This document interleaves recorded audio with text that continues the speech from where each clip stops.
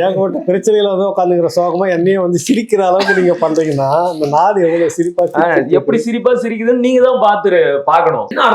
அது இல்ல பிரச்சனை. இப்ப நான் என்னன்றேன் தம்பி, யாரு கட்டுப்பாடு? அப்படி இல்ல, சண்டை இல்லாத ஊடு எந்த ஊடு?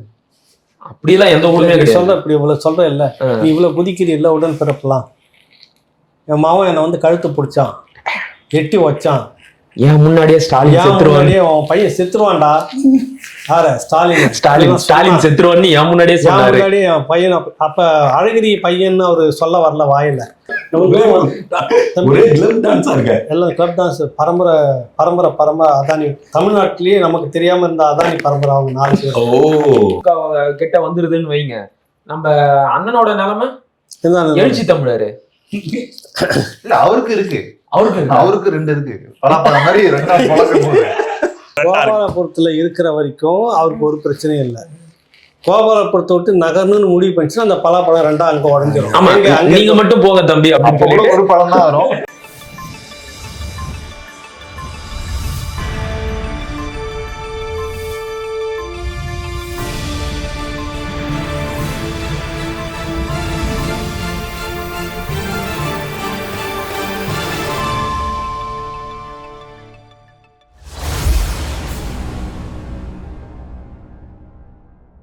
ராவணா பார்வையாளர்கள், தமிழ் உறவுகள் மற்றும் ராவணா நல விரும்பிகளுக்கு வணக்கம். இந்த வாரம் போகிற போக்கில் இந்த பக்கம் நிகழ்ச்சியில் புதிய முகங்களாக உட்காந்துட்டு இருக்கிறாங்களா இளைய தலைமுறை. ஏற்கனவே இந்த 2 பேர் அரசியல் இருக்கிறதாலும் மற்ற வேலையாலும் அங்கங்கே வேறு இடத்துல இருக்கிறாங்க. அதனால் இன்னைக்கு இவங்களை வச்சு நம்ம நடத்துகிறோம். தம்பிகளே வணக்கம். வணக்கம். நான் வந்து ஒரு பாலம் கட்டலான்னு இருக்கிறேன். நீங்கள் என்ன சொல்கிறீங்க? நான் வந்து ஒரு அரசியல் கட்சி தொடங்கலான்னு இருக்கேன். இன்னைக்கு இதெல்லாம் ரொம்ப சாதாரணமாகி போச்சுண்ணே. இல்லையா, ஏதோ முடிவு பண்ணிட்டு வந்திருக்கிற மாதிரி தெரியுது தம்பி. சொல்லிட்டு பேசிட்டு என்கிட்ட சொல்லிட்டு நீங்க பேசுங்க. நீங்க செய்தி பார்த்தீங்களா இல்லையா? எவ்வளவு அழகா கோந்து போட்டு ஒட்டி நாமக்கல்ல அழகா ஒரு பாலம் கட்டி முடிச்சிருக்காங்க. அந்த விவகாரத்தை எடுக்கிறீங்க? சரி, பாக்கல. கோந்து போட்டு ஒட்டி வேற என்னன்னா, சும்மா கைய வச்சாலே பேர்ந்துகிட்டு வருது. அதை ஒட்டிதான் வச்சிருக்காங்க, கட்டியா வச்சிருக்காங்க. சந்தோஷப்படணும். அப்படியா? ஐயாவோட ஊர்ல சாத்தனூர் டேம்ல தண்ணி திறந்து வரும்போது பாலமே கட்டின சோடே இல்லாம போச்சு, அடிச்சுக்கிட்டு போயிருச்சு. அவன் வந்து எதே காணன்றான், நீங்க வந்துட்டு கிணத்த காணன்ற மாதிரி வர சொல்லி முடியும். கட்ட போற 320 கோடி அடிக்க போற, நீங்க வந்து இல்ல வாயில போட்டுக்கு போற. ஆமா, என்ன அதுல என்ன தப்பு? நீங்க கொடுத்து பாருங்க, நான் எப்படி கட்டுறேன்னு பாருங்க. அழகா ஒட்டி இன்னும் சூப்பரா நான் கட்டி முடிப்பேன். அப்படியே அந்த பாலத்தை நீங்க பாத்தீங்கன்னா அங்கங்க ஆப்படிச்சு, அங்கங்க விரிசல் விட்டு. பாலத்துக்கு தானே, பாலத்துக்கும் சரி, யாருக்கும் ஆப்படிச்சாங்கன்னு தெரியல.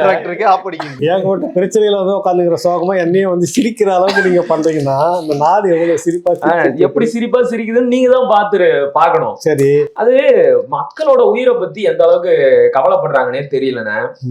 பல நூறு கணக்கான மக்கள் தினந்தோறும் பயணம் செய்ய போற ஒரு பாலம் கட்டி முடிச்சு நேத்து தான் திறந்து வச்சிருக்காங்க. நீ போக போறியா? அதெல்லாம் நான் போக போறேன். நம்ம மக்கள் இருக்கட்டும், அந்த அக்கறை எங்களுக்கு இல்ல. எனக்கு கமிஷன் எவ்வளவு வந்துச்சுன்னு நான் பாக்குறேன். இல்லண்ணா, இப்போ முதலமைச்சர் திறந்து வைக்கும் போது அது முழுசா முடிஞ்சிருக்கா அப்படிங்கறத கூட சோதிக்க மாட்டீங்க.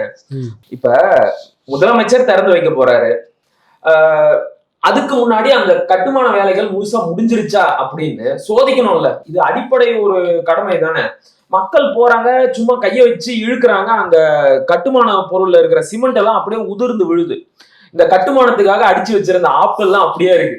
பெயிண்ட் எந்த இடத்துலயுமே, என்ன சொல்றது, அந்த பிரிட்ஜ் மேல பெயிண்ட் அடிச்சிருக்காங்க, மத்த எந்த இடத்துலயும் பெயிண்டே அடிக்கல. இதுதான் பாலம் கட்டி முடிக்கிற லட்சணமா? 40% நீயா கொடுப்பீங்க கமிஷனு? 40% வேணும். ரூல்ஸ் என்ன சொல்லுதுன்னா, ஒரு பாலம் கட்டினாங்கன்னா கிளீனாக வந்துட்டு ஒயிட் வாஷ் பண்ணி பெயிண்ட்டை அடித்து இதெல்லாம் கம்ப்ளீட், இதெல்லாம் அந்த கான்ட்ராக்டுக்குள்ளே வருது. செய்த பிறகுதான் முதலமைச்சர் திறக்கணும். நீ ஒயிட் வாஷே பண்ணாம இருக்கப்போ பல கோடி அதுல சுவாகா, அந்த பணம் பாக்கெட்ல தானே வந்துருச்சு. கரெக்ட். இவர் வந்து திறக்கிறீங்க அப்படின்னா வெள்ளை அடிக்கிறது வந்து அதுக்குள்ள வெள்ளை அடிச்சு கரெக்டா மேல வந்து ஒரு கோட்டிங் கொடுத்து கலர் கொடுத்து இதெல்லாம் பிளீஸ் பண்ணாதான் அந்த கான்ட்ராக்ட் முடிவு. அப்புறம் தான் நீ திறப்ப. நீ ஒண்ணுமே இல்லை, பாலம் மட்டும் போட்டு சிமெண்ட் அப்படியே நிக்குது. அந்த பெயிண்டிங் கணக்கு மட்டும் பாத்தீங்கன்னா சில கோடிகள் வரும். அது அப்ப அது உங்க பாக்கெட்ல வந்துருச்சு இல்ல. அதெல்லாம் இல்லை கணக்கு. நீ வந்து எனக்கு 40% எப்படி கொடுப்ப? நீ 40% உனக்கு பாக்கெட்லையும் கொண்டு வந்து வைக்கணும், நாங்கள் வந்துட்டு உங்களுக்கு தரமான பாலமும் போடணுன்னாக்கா நான் முட்டாளா சொல்லி. அப்போ மக்களோட உயிரை பத்தி உங்களுக்கு கவலை இல்லை. அது எந்த காலத்துல எங்களுக்கு இருந்திருக்குது? செத்தா வந்து 10 லட்சம் கொடுத்துட்டு அமைச்சரையும் மாவட்ட ஆட்சியரையும் நிறுத்தி கேள்வி கேக்குறாங்க, பதிலே சொல்லல. நீங்க வேணும்னே கைய வச்சு உடைச்சிருக்கிறீங்க, இதெல்லாம் திட்டமிட்ட சரியா போட்டுருப்பாங்க. ஏற்கனவே இல்ல பெயிண்ட் அடிக்கிறதுக்கு நம்ம அண்ணன் ஒருத்தர் கான்ட்ராக்டர் இன்னைக்கு அவர் இதுல போற போக்குல ஒரு குத்து. பேருந்துக்கு மட்டுமா? பேருந்துக்கு மட்டும், பாலத்துக்கு வேற யாரும் நீ வேற தம்பி. பேருந்துக்கு பெயிண்ட் அடிக்கிறது எப்ப பார்த்தாலும் எழுதிக்கிட்டே இருக்காங்க, பெயிண்ட் அடிக்கிற கான்ட்ராக்டர் நினைச்சுக்கிட்டு சரி எல்லாத்துக்கும் சேர்த்தோம் அப்படி பாருங்க. இந்த பெயிண்ட் இருக்குதுல்ல, இந்த மாதிரி இந்த பாலம் இருக்குல்ல, இது போல ஒருத்தர் வந்து எங்க ஊர்ல ரோடு போட்டிருக்காங்க, ரோட்டே காணோம், கிணத்து காணாம ரோட்டே காணாம வந்து பாருங்கன்னு சொல்லிட்டு, அது பேப்பர் ரோடு போடுறானாக்கா அந்த பேப்பர் தோசைன்னு சொல்லுவாங்க, அந்த மாதிரி ரோஸ்ட் அந்த மாதிரி போட்டு வச்சுட்டாங்க. அது சுருட்டுறான், அந்த தார் ஓட்டப்படி சுருட்டுறான், சுருட்டிக்கிட்டே வரான். நேத்து ஒரு வீடியோ பார்த்தோம், குழந்தைங்கலாம் ஜல்லிக்கல்ல வந்து குமிச்சு வச்சிட்டு இருந்தாங்க ரோட்ல. அந்த தார் புதுசா ரோடு போட்டுருக்காங்கன்னா 3 பசங்க போய் ரோட்ல விளையாடுறாங்க, அப்படியே ரோட்ல இருக்கிற தார் ஜல்லி எல்லாம் குமிச்சு வச்சு கோயில் கட்டி விளையாடுதுங்க. அதுவாது பரவாயில்ல, அவன் வந்து சுருட்டுறான் அந்த பேப்பர் ரோஸ்ட் மாதிரியே. இன்னும் ஒரு அந்த ஹோட்டல்ல வந்து சொல்லுவாங்கல்ல பேப்பர் ரோஸ்ட் ஒன்றுன்ற மாதிரி அந்த ரெடிக்கு வந்துட்டாங்க. அவனுக்கு பிடிச்சி உள்ள போட்டு கேஸ் என்னன்னா, நீ அரசு சொத்தை சேதப்படுத்திட்ட. இப்ப அந்த பாலத்தை வந்து இப்படி பிடிச்சி பேத்தால அவனை தேடிட்டு இருப்பாங்கன்னு நினைக்கிற நேரம், அரசு சொத்தை சேதப்படுத்திட்டேன். கரெக்ட். அதையும் கூட மக்கள் தெளிவா தான் கேக்குறாங்க. சரிங்க, நீங்க சொல்ற மாதிரி எற்ற உயரத்துல இருக்கிற இடத்துல இருந்து மக்கள் வந்து தானா புடிங்கி இழுத்துட்டாங்க. அங்க மேல இருக்க, அங்க உடஞ்சி விழுந்திருக்கு, அதை யாரு பிடிச்சி இழுத்தது? இங்க கம்பி எல்லாம் நீட்டிக்கிட்டு இருக்கு, இந்த ஆப்புலாம் நீக்கப்படாம அப்படியே இருக்கு, இதுக்கெல்லாம் யார் பொறுப்புன்னா மாவட்ட ஆட்சியர் எந்த பதிலும் சொல்லல. அடுத்து என்ஜினியரை பிடிச்சி கேக்குறாங்க, அவரும் எந்த பதிலும் சொல்லல. 40% இதுக்குள்ள காணாம போச்சு இந்த விஷயத்தை எப்படி வெளியே சொல்லுவாங்க? அது மூடி மறைக்காம தானே பேசுவாங்க. கொள்ளை அடிச்சது யாருக்கும் தெரியக்கூடாது. அது நாளைக்கு ரோடு மேல பஸ் போக போக போக அப்படியே ஒரு மாதிரி அழிஞ்சுக்கிட்டே வந்து சதுரி சீக்கிரமா அது வந்து உடஞ்சி விழும்போது ரோடுனா உடைத்தான் செய்யும், வருஷக்கணக்கா இருக்குமா? உள்ள போச்சு தம்பி. இப்பதான் கட்டினாங்க இந்த மழைக்கு முன்னாடி. நம்ம ஐயா ஏவா வேலு பகுதியில வச்சுக்கிங்களேன் பாலம், இந்த ஊர்ல இருந்து அந்த ஊருக்கு போற பாலமே மழை முடிஞ்சிட்டு பார்த்தா பாலமே காணும். 1 லட்சம் கன அடி தண்ணி வந்தா பாலம் எப்படி தாங்கும்? அவருதான் கேட்டாரு. இல்ல சரி, அதுதான் இந்த காரணத்தெல்லாம் சொல்லிட்டு திரியிறாங்க. இவங்களை தூக்கி உள்ள வைக்கிறதுக்கு ஆள் இல்லை. இப்ப காமராஜர் அணை கட்டினார், எந்த காலம் அது? அது 60, 65, அந்த 67, அந்த 67க்கு பிறகு காலகட்டத்தில் எல்லாம் கட்டும்போது இன்ன வரைக்கும் இருக்குது. மழை தண்ணி வெள்ளம் நிறைய வந்துருச்சு, அதனால அடிச்சுன்னு போயிடுச்சு. எப்படியாவது நான் எங்கேயாவது பேசியிருக்கிறோமா? இல்லையே. எங்க தலைவர் தான் கட்டினாரு, அணை கட்டினாரு. உங்க அணைச்சி கட்டினாரா? அணைக்கட்டுகள். சரி, தெரியல தம்பி, தெளிவா சொல்லுங்க. அணைக்கட்டுகள் எங்க தலைவர் வயசு வேற, நீங்க எந்த இடத்துல பேசுறீங்க எனக்கு தெரியல. எங்க தலைவர் கூட அணைக்கட்டுகள் எல்லாம் கட்டி. சரி, என்ன சொல்ல வரீங்க? இப்ப நீங்க காமராஜர் ஐயா சொன்னும் போது காமராஜரை மட்டும் சொல்றீங்கல்ல, ஏன் எங்க தலைவரை விட்டுறீங்க? அவரையும் சேர்த்து சொல்லுங்க. அதையும் பேசினாரு. எத்தனை அணை கட்டினா தெரியுமா? இந்தியாவிலே அதிக அணையை கட்டுறது எங்க தலைவர் கலைஞர் தான். ஒருத்தன் பரோட்டா வீசிட்டு போக எதேச்சியா வந்தார் நம்ம வேலு சமயம் அந்த பக்கம். அந்த மானக்காட கேள்வியை கேட்டு அணைக்கும் தடுப்பணைக்கும் வித்தியாசம் தெரியல. தற்கொலை பயலடா நீங்க வந்து அணை கட்டுவீங்க, அணை வந்து வேற, தடுப்பணை வேற. தடுப்பணையில பாதி வந்து மழையில காணாம அடிச்சுன்னு போனது கதை இருக்கு உங்க கதை. ஒருத்தர் வந்து விழுப்புரம் பக்கத்துல ஏதோ ஒரு பஞ்சாயத்துல குளத்தை சுத்தி வந்து கான்ட்ராக்ட் வந்து போட்டிருக்காங்க. குளத்தை சுத்தி கரை அமைச்சு சிமெண்ட் ஸ்லாப்லாம் போட்டு படிக்கட்டலான்னு. அதுக்கு அது கையால் எடுத்து வைக்கிறான். நான் எதுவும் பண்ணலாங்க, அதுவா வருதுங்க, என் மேல கேஸ் போட்டாதீங்க அப்படியே இந்த பக்கம் திருப்பி வரலாம். அந்த திட்டம் பார்த்தீங்கன்னா பெருசா அதுக்கு ஒரு செலவு கல்லுலாம் வச்சு கல்வெட்டுலாம் போட்டு திறக்கிற ஒரு பேரு, மந்திரி பேரு, எம்எல்ஏ பேரு, வட்டம் ஒன்றியம் விரோதம் வச்சு விட்டு பார்த்தா கீழே ஒண்ணுமே காணும். அது மட்டும் கல்வெட்டு மட்டும் இருக்குது. அதை கூட வந்து இப்படி பிடிச்சி ஆட்டி காட்டான். அந்த கல்வெட்டு பாருங்க வச்சிருக்கேன் இப்படி நான் ஆடுது. அதையும் எவனா தோல் மேல வச்சு வீட்டுக்கு வந்து துணி துவைக்கிறதுக்கு பயன்படுத்த தோல் வச்சுங்க. ஆக அதான் செலவுகள் மட்டும்தான் பயனுள்ளதா இருந்துச்சு. காரணம் எப்படி அண்ணா தூக்கி போய் வீட்டுல மல்லாக்க பழக்கம் போட்டு துணி துவைச்சுருப்பாங்க. அதுதான் இவங்க திட்டம்லாம் அப்படி இருக்கு தம்பி. என்ன ஆனாலும் பரவாயில்லண்ணே, 300 கோடி செலவு பண்ணி நேத்து திறந்து வச்சிங்கல்ல அந்த பாலம், இப்ப மக்கள் யாரும் அதை பயன்படுத்துறதுக்கு தயாரா இல்ல. எதை நம்பி அது மேல போறது? முதல்ல அது உறுதியா இருக்கு அப்படிங்கறத எங்களுக்கு பரிசோதிச்சு நிரூபிச்சு பொறியாளர்லாம் வந்துட்டு எல்லாத்தையும் நாங்க வந்து ஆய்வு பண்ணி உறுதியாக இருக்குன்னு சொல்லித்தான் நாங்க வந்து திறப்பு விழாக்கள் நோக்கி நகர்ந்துட்டு இருக்கிறோம். திறப்பு விழா வந்து நீங்க எப்படிலாம் போற போக்குல பேசிடக்கூடாது அப்படின்னு அந்த அம்மா கரெக்டர் சொல்லிட்டு நான் வந்து போறதை பாத்தீங்களா? பார்த்தேன். அதனால நம்புவோம் நம்ம. அது பை பிளட் சார்.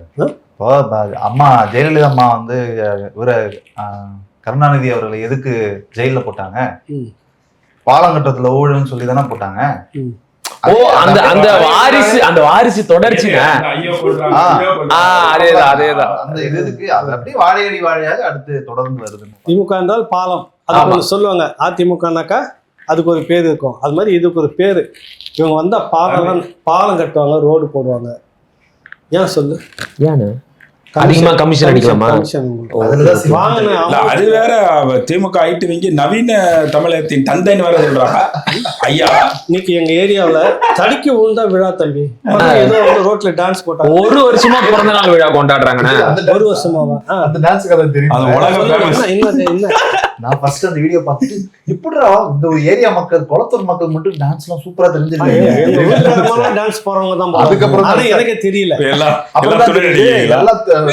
துணியா அந்த டான்சர்ஸ் ஒரு நாள் பேட்டா வந்து 400 ரூபாய், அவங்களுக்கு 2500 ரூபாய் பிளஸ் 200 ரூபாய். 400 ரூபாய் இல்ல, அது வந்து வேடிக்கை பாக்குறதுக்கு. ஓகே. அவங்களுக்கு இல்ல, மாண்புமிகு தமிழ் அமைச்சர் ரொம்ப ருசிச்சு பாத்துட்டு இருந்தாங்க.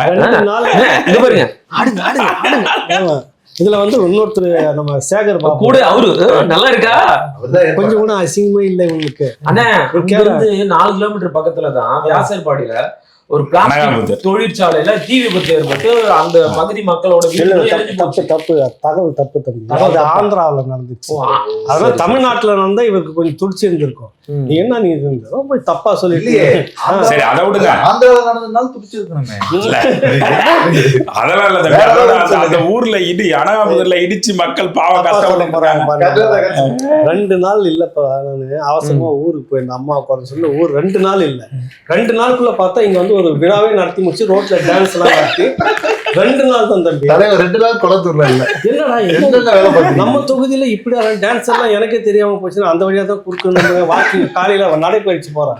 ஒரு நாள் கூட நான் கண்ணுல யாருமே இவ்வளவு மகிழ்ச்சியா. குளத்தூர் மக்கள் மட்டும் ரொம்ப சந்தோஷமா இருக்காங்களானே, சொர்க்கத்துல வாழ்றாங்களோ தெரியல. அதனாலதானே உங்களை கேக்குறேன். தண்ணி வரல, எங்களுக்கு ரோடு காணோம், எங்க எப்ப பாரு வெட்டிக்கினே இருக்கிறாங்க. என்னத்தான் தங்க சொல்ல. டான்ஸ் ஆடின ஆயா எடுப்புல எல்லா ஆயா எடுப்புலயும் சுருக்கு போய் இருந்துச்சு. அது நிறைய பணம் இருக்கும். அந்த சந்தோஷத்துலதான் அவங்க டான்ஸ் ஆடுறாங்க. நீங்க வந்து போய் சொல்றீங்க. குளத்தூருக்குள்ள வந்து ஒரு 150 மீட்டர் இல்ல 200 மீட்டர் நல்ல ரோடு ஒண்ணு இருக்குது, நீங்க காட்டுங்க, உங்களுக்கு 1000 ரூபாய் பரிசு.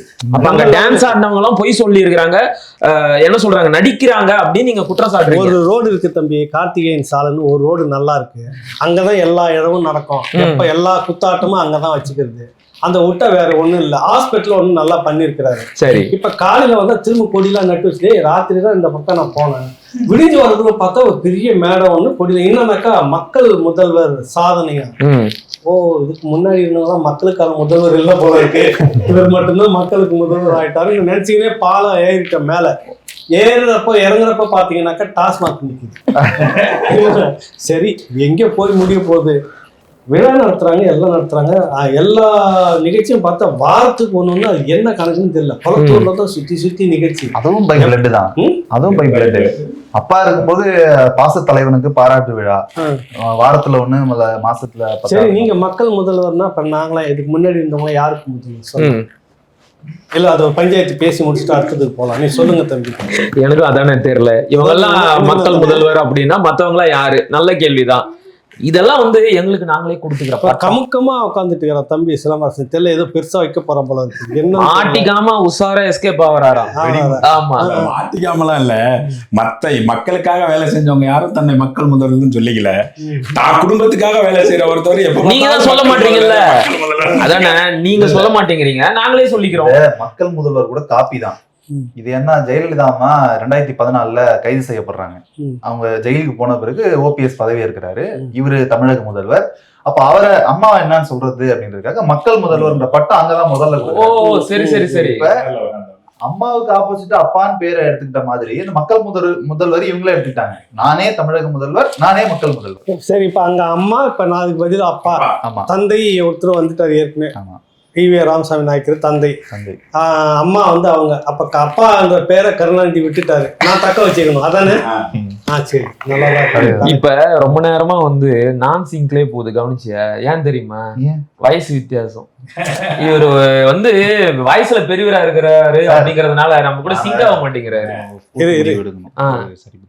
இவரை வெளியேற்றிடலாம். ஆமா, நீங்க வெளியே இளைஞர்கள் எல்லாம் சேர்ந்து ஒரு முடிவு பண்ணியிருக்கோம். இனிமே ராவணாவை நாங்க பாத்துக்கிறோம், நீங்க விலகி இருந்து அங்க இருந்து எங்களை ஆசீர்வாதம் செய்யுங்க, நாங்க பாத்துக்கிறோம்.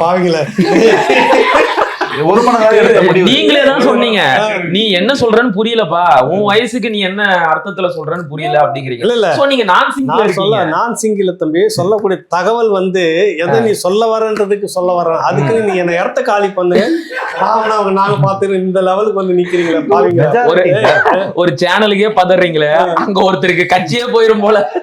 பாவம். போயிருச்சா? ஆனா பெரிய பாட்டாளி மக்கள் கட்சிக்கே இந்த நிலை இருக்கும்போது ராவணாக்கு இந்த நிலை வரக்கூடாது. இதுல பாட்டாளி மக்கள், இப்ப நீ ராவணா சொன்னதுதான் பாட்டாளி மக்கள் கட்சி வருது. இதுல இப்ப சந்தோஷமா இருக்கிற ஒரே ஒரு கோஷ்டி யாருன்னு சொல்லி பாப்போம், திமுக. அதே மாதிரி சொல்றீங்க, ஒரு 2 பட்டம் கூத்தடிக்கு கொண்டாட்டம். சோழன் குடிமி சும்மா ஆடுமா? நாட்டுல இருக்கிற எல்லா கட்சியும் உடச்சு ஒண்ணு தான் பக்கம் வச்சுக்கிட்டே பொழப்பா இருக்கிறதுக்கு பாமகவுக்கு என்னன்னோ பண்ணி பார்த்தாரு. அவரும் ஏதாவது பண்ண முடியுமா? ஆளானப்பட்ட தேமுதிகவே சின்ன பண்ணமாயிடுச்சு பாத்தீங்களா உங்களுக்கு? அந்த அம்மா தேமுதிகன்னு ஒண்ணு தொடங்க வச்சாரு, கொஞ்சம் உடச்சிது, அப்புறம் இவர் கொஞ்சம் உடச்சாரு. அவர் தான் இப்ப அந்த மக்கள் தேமுகவில் தொடங்கினவர் தான் இப்ப எம்எல்ஏ சந்திரசேகர். அந்த மாதிரி வந்து முஸ்லீம் லீக்ல ஒரு காலகட்டத்துல 26 27 சட்டமன்ற உறுப்பினரை வச்சுட்டு இப்ப 2-3 கெஞ்சிட்டு இருக்கிற அளவுக்கு செதறி உடைச்சிட்டாரு எல்லாத்தையும். அந்த மாதிரி பாமக எதனா பண்ண முடியுமான்னு பார்த்து இருந்தாங்க. ஒண்ணு அந்த பக்கம் நகர்த்தவே முடியல. இப்போ தானே கனிஞ்சி மாம்பழம் மடியில உழுதா 2 பிரிஞ்சு விழும் அப்படின்னு உட்காந்துங்குது திமுக. ஆளுக்காலு இந்த பக்கம் ட்ரெயின் ஓட்டுறாங்க, இந்த பக்கம் என்னன்னா பாமக 1 பாமக 2 உடைந்து விட்டதா அப்படின்னா ஒண்ணு நம்ம எடுத்து வச்சுக்கலாம்ல, எங்க கூட பாமக எங்களுக்கும் வன்னியர் மக்கள் ஓட்டு போடுவாங்கன்னு இந்த கனவுல இவங்க எழுதுறாங்க போல இருக்கு திமுக தான். அன்புமணி பாமக 1, ராமதாஸ் பாமக 1, நம்ம ஒண்ணு வந்து நம்ம கூட்டணி வச்சுக்கலாம். அந்த மாதிரி அதான் ஊர் 2 பட்டா கூத்தாடிக்கு கொண்டாட்டம். யாரு இப்ப கூத்தாடி? திமுக. வேற யாரு? உங்க குளத்தூர்ல டான்ஸ் ஆடினா மட்டும்தான். சரிண்ணா. இப்ப ராவணாவுக்கு யாரு பொண்ணாட்ட? கேமராமேன்கா சேனல் ஆரம்பிக்கு நாங்க. சரி, இப்ப ஏதோ ஒரு பாமக திமுக கிட்ட வந்துருதுன்னு வைங்க, நம்ம அண்ணனோட நிலைமை எழுச்சி தமிழரு இல்ல அவருக்கு இருக்கு, அவருக்கு 2 இருக்கு. பலாப்பழம் மாதிரி 2 பழக்கம் போகுது. அது ஏற்கனவே 2ஆதான் இருக்கு. இல்ல ஏற்கனவே 2ஆதான் இருக்கு, நமக்கு தெரியல, மத்தவங்களுக்கு தெரியும். கோபாலபுரத்துல இருக்கிற வரைக்கும் அவருக்கு ஒரு பிரச்சனையும் இல்லை. கோபாலபுரத்தை விட்டு நகர்னு முடிவு பண்ணிச்சுன்னா அந்த பலாப்பழம் 2 அங்க உடஞ்சிடும். நீங்க மட்டும் போக தம்பி அப்ப கூட வீசிக்கு அதுவும் 2 3 கூட ஆகலாம், நமக்கு தெரியல. என்ன விஷயம்னாக்கா, எனக்கு தெரிஞ்சு பாமக அது அவருக்கு ஒரு ஆதங்கம் இருந்திருக்கு. அதாவது தான் இருக்கும்போது அது ஓவர்டேக் பண்ணிட்டு போற மாதிரி ஒரு அரசியல் பண்றது சரியில்லை. கூட இருக்கிற நம்மள மாதிரியே இருந்த இன்னொரு சாதி கட்சின்னு சொல்லிக்கிற விசிகா வந்து 2 நாடாளுமன்ற உறுப்பினர் வச்சுன்னா அங்கீகாரம் இப்படிலாம் இருக்குது. பாமகவுக்கு அங்கீகாரம் போயிடுச்சு, 2 எம்பி இல்ல, அங்கீகாரம் போயிடுச்சு. என்னன்னா நம்ம படிச்சு நான் சொன்ன பாஜக கூட கூட்டணி போகாதன்னு இவரும் அவங்க மனைவி வந்து பேசி அழுது கையை காலை பிடிச்சி அந்த பண்ண வச்சுட்டு இந்த மாதிரி நடந்து போச்சு அப்படின்ற ஒரு ஆதங்கம் இருக்கும்ல. அதனால நீ இருந்துகிட்டு இரு, செயல் தலைவரா நீ இருந்துட்டு இரு, நான் தலைவரா வந்துட்டு இந்த யார் கூட கூட்டணின்ற விஷயம் நான் பாத்துக்கிறேன், ஓடி கட்சி வளர்த்துட்டு வர விஷயத்த நீ பார்த்து கரெக்ட் தானே இது. ஆனா அது மட்டுமே பிரச்சனை இல்லைன்னு சொல்றாங்களே. இல்ல அது மாதிரி ஒரு முடிவு வந்திருந்தா அப்பா வழிகாட்டுக்கு நாங்க இருந்து எல்லாம் செய்திருக்கிறது எப்படி இருந்தாலும் நம்ம இடம் தான் அது கரெக்ட் அப்படின்ற ஒரு முடிவு ஒரு சாதாரண சொல்லிட்டு போயிருந்திருக்கலாம். நேற்று அதை வெளிப்படுத்தினார் மருத்துவர். அதுல இவர் ஏதோ முரண்பட்டு இருக்கிறாரு. எப்படி இருந்தாலும் நீர் அடிச்சு நீர் விலக போறதில்லை அப்படின்றது ஒண்ணு. இதுக்கு போய் அப்படியே உருள்றாங்க, பிறல்றாங்க, இது உடையுதான், இது திமிருதான், இது ஓடா போயிடுச்சு. யாரு அவங்க இவ்வளவு நாள் முயற்சி பண்ணிக்கிட்டு இருந்தாங்க, அது தானா நடக்கும் போது அந்த சந்தோஷம் வரதானே செய்யும். நடந்தாலும் அவன் பக்கம் வராதிரி அப்படின்ற ஒரு கதை கணக்கு இருக்குது, புரியுதில்ல? இளவு காத்த கிளிமா தான். ஒரு கட்டத்துல திமுக நம்பி ஒரு தீரன் இருக்கிறாருல்ல, ஒரு டைம் அவர் கூட உட்காந்து பேசின்னு போறப்ப பேராசிரியர் தீரன் பாமக தொடக்க காலத்துல நல்லா பழக்கம், பெரிய அறிவு சிந்தனை. அப்போ ஒரு டைம் வந்து ஒரு அவமானம் நான் பட்ட கதைன்னு சொல்லிட்டு சொல்லி கண்ணெல்லாம் கலங்கினாரு. பேச்சுவார்த்தைக்கு கூப்பிட்றாங்க திமுக அறிவாலயத்தில். எப்படி பேச்சுவார்த்தை கூப்பிட்ருவாங்க காருக்குள்ளாரவே உட்காந்துட்டு அறிவாலயத்துக்கு வெளியில ரோட்டு ஓரத்தில் காத்துக்கிட்டே இருந்தேன். கடைசி வரைக்கும் இதோ பேச்சுவார்த்தை வந்துன்னே இருக்குது. கூப்பிட்றாங்க சீட் ஷேரிங்ல பேச்சுவார்த்தை கூப்பிடல, அவமானப்படுத்திட்டாங்க. இப்படிலாம் பண்ண கட்சி திமுக அப்படின்னு ஒரு பெரிய பாடத்தோட தான் நாங்கள் இருக்கிறோம் அப்படின்லாம் சொல்லியிருந்தாங்க. நின்றுதான் 2ஆம் 3ஆம் போனா கூட சரி, இப்போ உடஞ்சிச்சுன்னா உன் பக்கம் வருது எப்படின்னு நினைக்காது. எப்படி முதல்ல உடையும்? அங்கேயே வந்து என்னது பெரியவர் தையலப்புறம் காலின்னு போடுறான், அவருக்கு ஒரு ஆதங்கம், தப்பு தான் அது. மாதிரி வரக்கூடாது. அங்கே இருக்கக்கூடிய விசுவாசிகள் நாங்கள் எப்படியா இருந்தோம், அவன் என்ன ராஜினாமா பண்ணிட்டு ஒதுங்கி போயிடுறோம் அப்படின்னு நம்ம ஜி.கே. மணி கூட அந்த இடத்துக்கு வந்திருக்கிறோம். சேலம் எல்லாம் உங்களை மாதிரி வயசு நாங்களாம் ஒன்னா இருக்க வேல்முருகன் பசுமை சாயத்துக்கு முன்னாடி இருக்கிறார். அதெல்லாம் அவர்லாம் வந்துட்டு நான் இப்ப அவர் ஐயா பக்கத்துல நிக்கிறாரு. நான் ராஜினாமா பண்ணிட்டு போறது தவிர வேற வழி இல்லை, சுமூகமான ஒரு முடிவு வரல. சரிண்ணே, இப்ப யாரு என்ன முடிவு எடுத்தாலும் இந்த அதிமுக பாஜக கூட்டணி வந்து உறுதியாயிருச்சு. நீங்க அங்கதானே போய் சேர போறீங்க. இப்ப அதை மையப்படுத்தியே இங்க சண்டை நடந்துகிட்டு இருக்கு. இதுல என்ன அர்த்தம்? அது இல்ல பிரச்சனை. இப்ப நான் என்னன்றேன் தம்பி, யாரு கட்டுப்பாடு? அப்படி இல்ல, சண்டை இல்லாத ஊடு எந்த ஊடு? அப்படிலாம் எந்த ஊருமே சொல்ற இப்படி இவ்வளவு சொல்ற இல்ல, நீ இவ்வளவு குதிக்கிறீல்ல உடன் பிறப்பலாம். என் மாவன் என்னை வந்து கழுத்து பிடிச்சான், எட்டி வச்சான், ஏன் முன்னாடியே ஸ்டாலின் அவன் பையன் செத்துருவான்டா. ஸ்டாலின் செத்துருவான்னு என் முன்னாடியே என் பையன். அப்ப அழகிரி பையன் அவரு சொல்ல வரல வாயில, என் முன்னாடி என் பையனை செத்துருவான் அவன் கொஞ்ச நாள்ல அப்படின்னு சொல்லிட்டு ஒப்பாரி வச்சுங்க. ஒரே ஒரு கருத்து கணிப்பு போட்டதுக்கு மதுரை பத்திரிகை அலுவலகத்தை கொளுத்தி 3 பேர் செத்தாங்க. 4 சின்ன நம்ம ஒரு கருத்து கணிப்புக்கு. அப்புறம் வந்துட்டு சவால்லாம் தெரியுமா கதை? உதயநிதி சாரி தயாநிதி தான் ஓசிசோர் சாப்பிட்றவங்களாம் பேசக்கூடாதுன்னு அந்த டைம்ல நான் பேசுறேன். அந்த தயாநிதி கருணாநிதிக்கு எதிராக சவால் விட்டு நான் பாத்துக்கிறேன் அப்படின்னு சொல்லிட்டு கட்சி தொடங்குறதுக்கு ஏற்பாடுலாம் பண்ணாரு. அப்பவும் கட்சி பிரிஞ்சுட்டாங்க. ஏன்னா மகனுக்கு போட்டியே அவன் வந்துட்டு இருக்கிறான், சரிப்பட்டு வராது. மாவட்ட செயலாளருக்குலாம் சர்னு கார் எல்லா மாவட்ட செயலாளருக்கும் வசதி பணத்தை வாரி இறக்கிறப்ப ஏதோ கட்சியை டேக் ஓவர் பண்ண போறான், நம்ம மகன் வந்து ரோட்ல உட்கார போறான்னு முடிவு பண்ணிட்டாரு. இதுக்கு மேலே விட்டு வச்சா தாங்காதுன்னு தூக்குறாங்க. அதுக்கு சில காரணம்.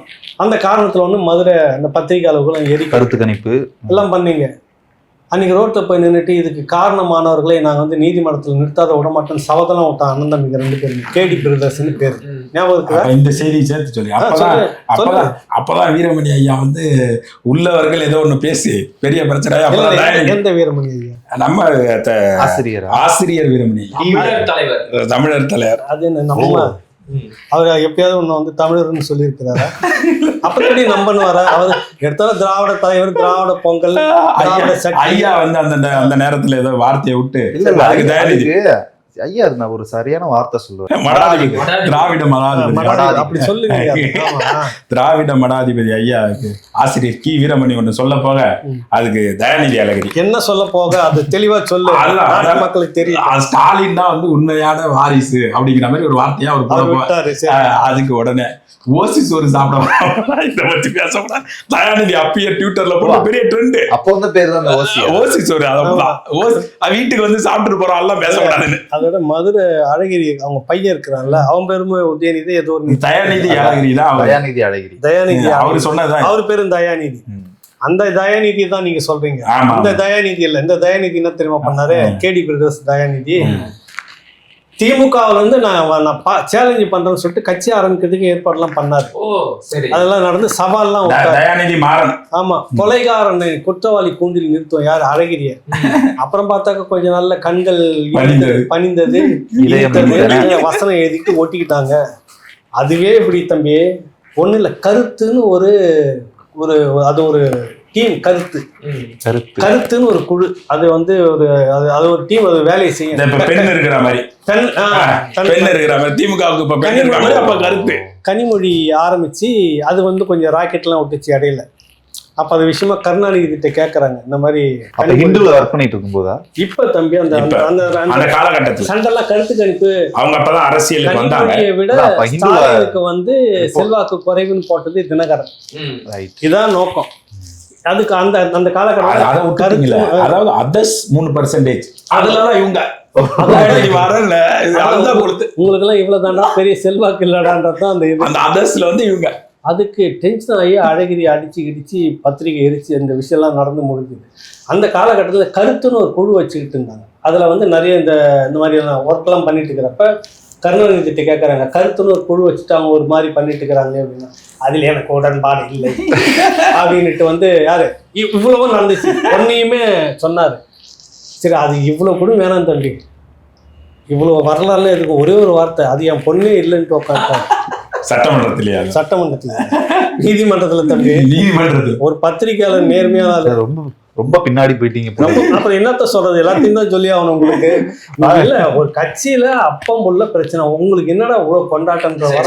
ஒரு செய்தி சொல்றாங்களே, இது வந்து இப்ப திமுக ஒண்ணுமே செய்ய முடியாது அப்படின்னு பார்த்தா திடீர்னு பார்த்தா கனிமொழி அம்மா ரஷ்யாவுக்குள்ள பயணம் அடுத்த கட்சி வேலை நடக்குது. பாமக உடையறத நினைச்சு சந்தோஷப்படுறீங்கல்ல, திமுக கனிமொழியை வச்சு அங்க குறுக்கு சால் ஓட்டுறதுக்கு முயற்சி பண்றாங்க ஒருத்தர். என்ன நடக்குது அப்படி இருந்தா எங்க ஊடகத்துல காமிச்சிருப்பாங்கல்ல. ஒரு டிவி நாங்க பாக்குறோம் திமுகவுடைய ஊடகங்களுக்கு என்ன தேடுறான் தம்பி, பேனாவை மறந்துட்டாங்க. இந்த ஊடகங்களுக்கு எல்லாம் காட்டிருப்பாங்களே, எதுவுமே காட்டவே இல்லை. இல்ல பேனாவை எதுக்கு இங்கிருந்து எடுத்து இங்க வச்சீங்க? நீங்க எல்லாம் வச்சிருக்கீங்க, நான் மட்டும் இல்லாம இருக்கேன். அதனாலதான். ஓ வேறதான் இல்ல, நீங்க எதுவும் தவறான அதானே. இப்ப பாமக வந்து திராவிட ஊடகம் பெண் என்ன ஊடகம், பெண் ஊடகம் இல்ல திராவிட ஊடகனே வச்சுக்க தம்பி, ரெண்டு எது வேணாலும் வச்சுக்கோ. அதுக்கும் கனிமொழிக்கு என்ன சம்பந்தம்? ஏன் காட்டணும்?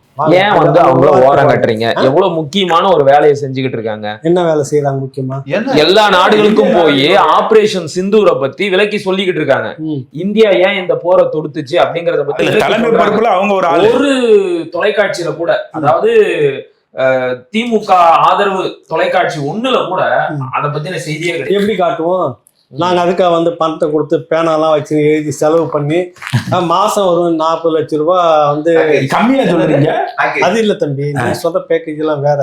அது வந்து அந்த மூப்பனார் பாலத்துக்கு பக்கத்துல பெரிய பில்டிங்ல மாசம் மாசம் 45 லட்சம் இல்ல இப்ப வந்துச்சு, மாசம் போக ஆரம்பிச்சு. இது வந்து என்னன்னாக்கா 3 லட்சம், உனக்கு 2, உனக்கு 50, ஆளுக்கு ஏத்த மாதிரி. இது வந்து வேற மொத்த பேக்கேஜ் சேனலுக்குன்றது, அது வேற. அது புரியுது இல்ல? ரெண்டு பேக்கேஜ் இருக்கு. இவ்வளவு செய்து நாங்க வச்சுக்கிறது எங்களுக்காக தான், நம்மளுடைய கனிமொழி செய்தி போறது என்ன தம்பி? அவங்க திமுக தானே, நாடாளுமன்ற உறுப்பினர், முதலமைச்சரோட தங்கை நாடாளுமன்ற உறுப்பினர், நாடாளுமன்ற திமுக குழு உறுப்பினருடைய தலைமை கருணாநிதியோட இலக்கிய வாரிசு. அப்படின்னாக்கா நீங்க காட்டிருக்கணும் இல்லையா செய்தி? ஏன் காட்டல? ஏன் காட்டல? நான் இங்க கேட்டா நீ அங்க நிக்கிற, அங்க கேட்டா நீ நிக்கிற, கேட்டா அண்ணா நீங்க சிங்க் ஆகல, ராணா அவுட்டு போக நாங்க பாத்துக்கிறோம் எல்லாம் அக்க போறா நீங்க பேசுறலாம்.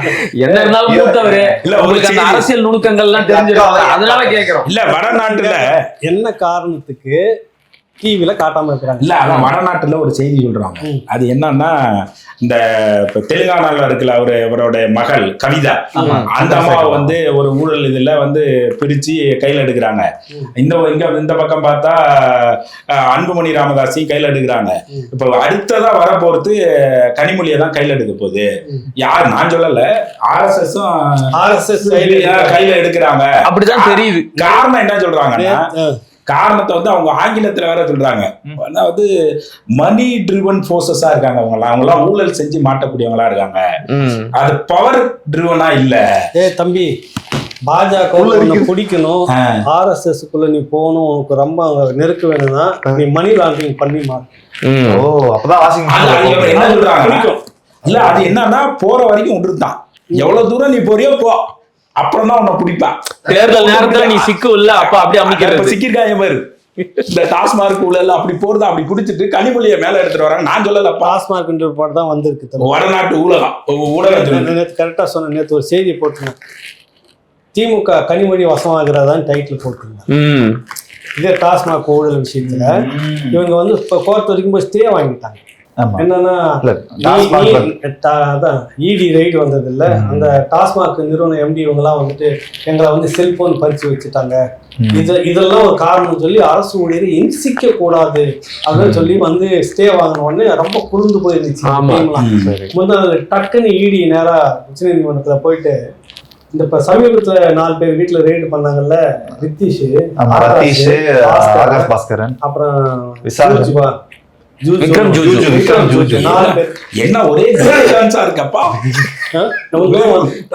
ஒரே டான்ஸா இருக்க. எல்லாம் கிளப் டான்ஸ் பரம்பரை அதானி. தமிழ்நாட்டிலேயே நமக்கு தெரியாம இருந்த அதானி பரம்பரை அவங்க 4 பேர். முந்தா நாள் வரைக்கும் கஞ்சிக்கு வக்கடிச்சு இந்த கும்பல் வந்து 210 கோடிக்கு வாட்சி அங்கிட்ட இருக்குன்னு போடுறான். விக்ரம் ஜூஜு வந்து பாஷ்யம் கன்ஸ்ட்ரக்ஷன்ஸ் உடைய பாரிஸ்ன்னு கேள்விப்பட்டேன். எப்படி உங்ககிட்ட அந்த பணம் வருது? 50 லட்சம் ஏதோ ஹேண்ட்பேக்குங்கிறாங்கப்பா, அது என்னன்னு தெரியல. 40 லட்சம் வச்சு இதெல்லாம் நிறைய நடந்து முடிஞ்சிருக்கு இல்ல. டக்குன்னு போயிட்டு இவங்களை, அதாவது அந்த அதிகாரிகளை தவிர மற்றவங்க எல்லாமே விசாரிக்கலாம் சொல்லிட்டு முடிச்சு வாங்கிட்டு வந்துட்டாங்க. ஆடிய போய் உட்காந்து இந்த 4 பேர் என்ன வாக்குமூலம் கொடுப்பாங்க? ஒண்ணு அன்பில் மகேஷ் மாட்டுன்னு, இல்லைன்னா உதயநிதி. ஸ்டே வாங்கின உடனே ஐயோ ஆபத்து இல்லைன்னு சொல்லிட்டு இவனுங்க எல்லாம் லண்டன்ல இருந்து திரும்பி வந்துட்டானுங்களே.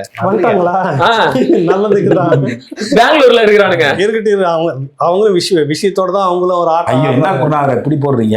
ஒண்ணு வளர்த்த மகன், இன்னொன்னு தன் மகன், 2 பேரும் மாட்டுவாங்களா? அதெல்லாம் அந்த கதையை நான் அதை சொல்ல வரல. இப்ப பணம் எங்கிருந்து வந்துச்சு தம்பி? சேனல் இழுத்தடிக்கிறதுக்கு பாக்குறாரு, முழுமையா தெரியும், அதனால சொன்னேன். கொஞ்சம் வாய மூடி தேவையெல்லாம் வேணாம். நான் சொல்ல வர்றது விஷயம் என்னன்னா, வேற அப்பப்போ வந்து தொந்தரவு வச்சு கூப்பிட்டு போறான். அதாவது நம்ம இப்ப என்ன பண்ணணும்னா அப்படி பண்ணி விட்டுறணும், இப்படி பண்ணிட்டு நான் சேனலை நடத்துறேன், பேக்கேஜ் வச்சுக்கிட்டு உங்களெல்லாம் பேச விடாம திமுகவுக்கு எதிராக பேச ஆரம்பிச்ச உடனே டக்குன்னு சிக்னல் பண்ணிட்டு கட் பண்ணேன். உடனே அவர் பதறி வந்து காட்டம் பேசி கலைச்சிடாரு, எதிராளி பேச விடுறது இல்லை. அந்த மாதிரி இது கிடையாது தம்பி, இது எல்லாத்தையும் பேச விடும். இப்ப 4 பேரும் சுதந்திரமா அங்க இருக்கிறாங்க. விசாரிக்கும் போது இந்த பணம் மொத்தம் எங்கிருந்து வந்ததுன்னு சொல்லி ஆகணும். எங்கேயோ வாங்கின, ராகவ் கிட்ட ஒரு 500 கோடி வாங்கினேன், இவர்கிட்ட ஒரு 200 கோடி வாங்கினேன், நீ சொல்லித்தானே ஆகணும். அது எங்கிருந்து வாங்கின அப்படின்றப்ப ஆனா சோர்ஸ் எல்லாம் ஏற்பாடு பண்ணியிருப்பாங்க. அதுக்கு முன்னாடி அவங்க எல்லாத்தையும் எடுத்து வச்சுட்டாங்க ஜாதகத்தெல்லாம்.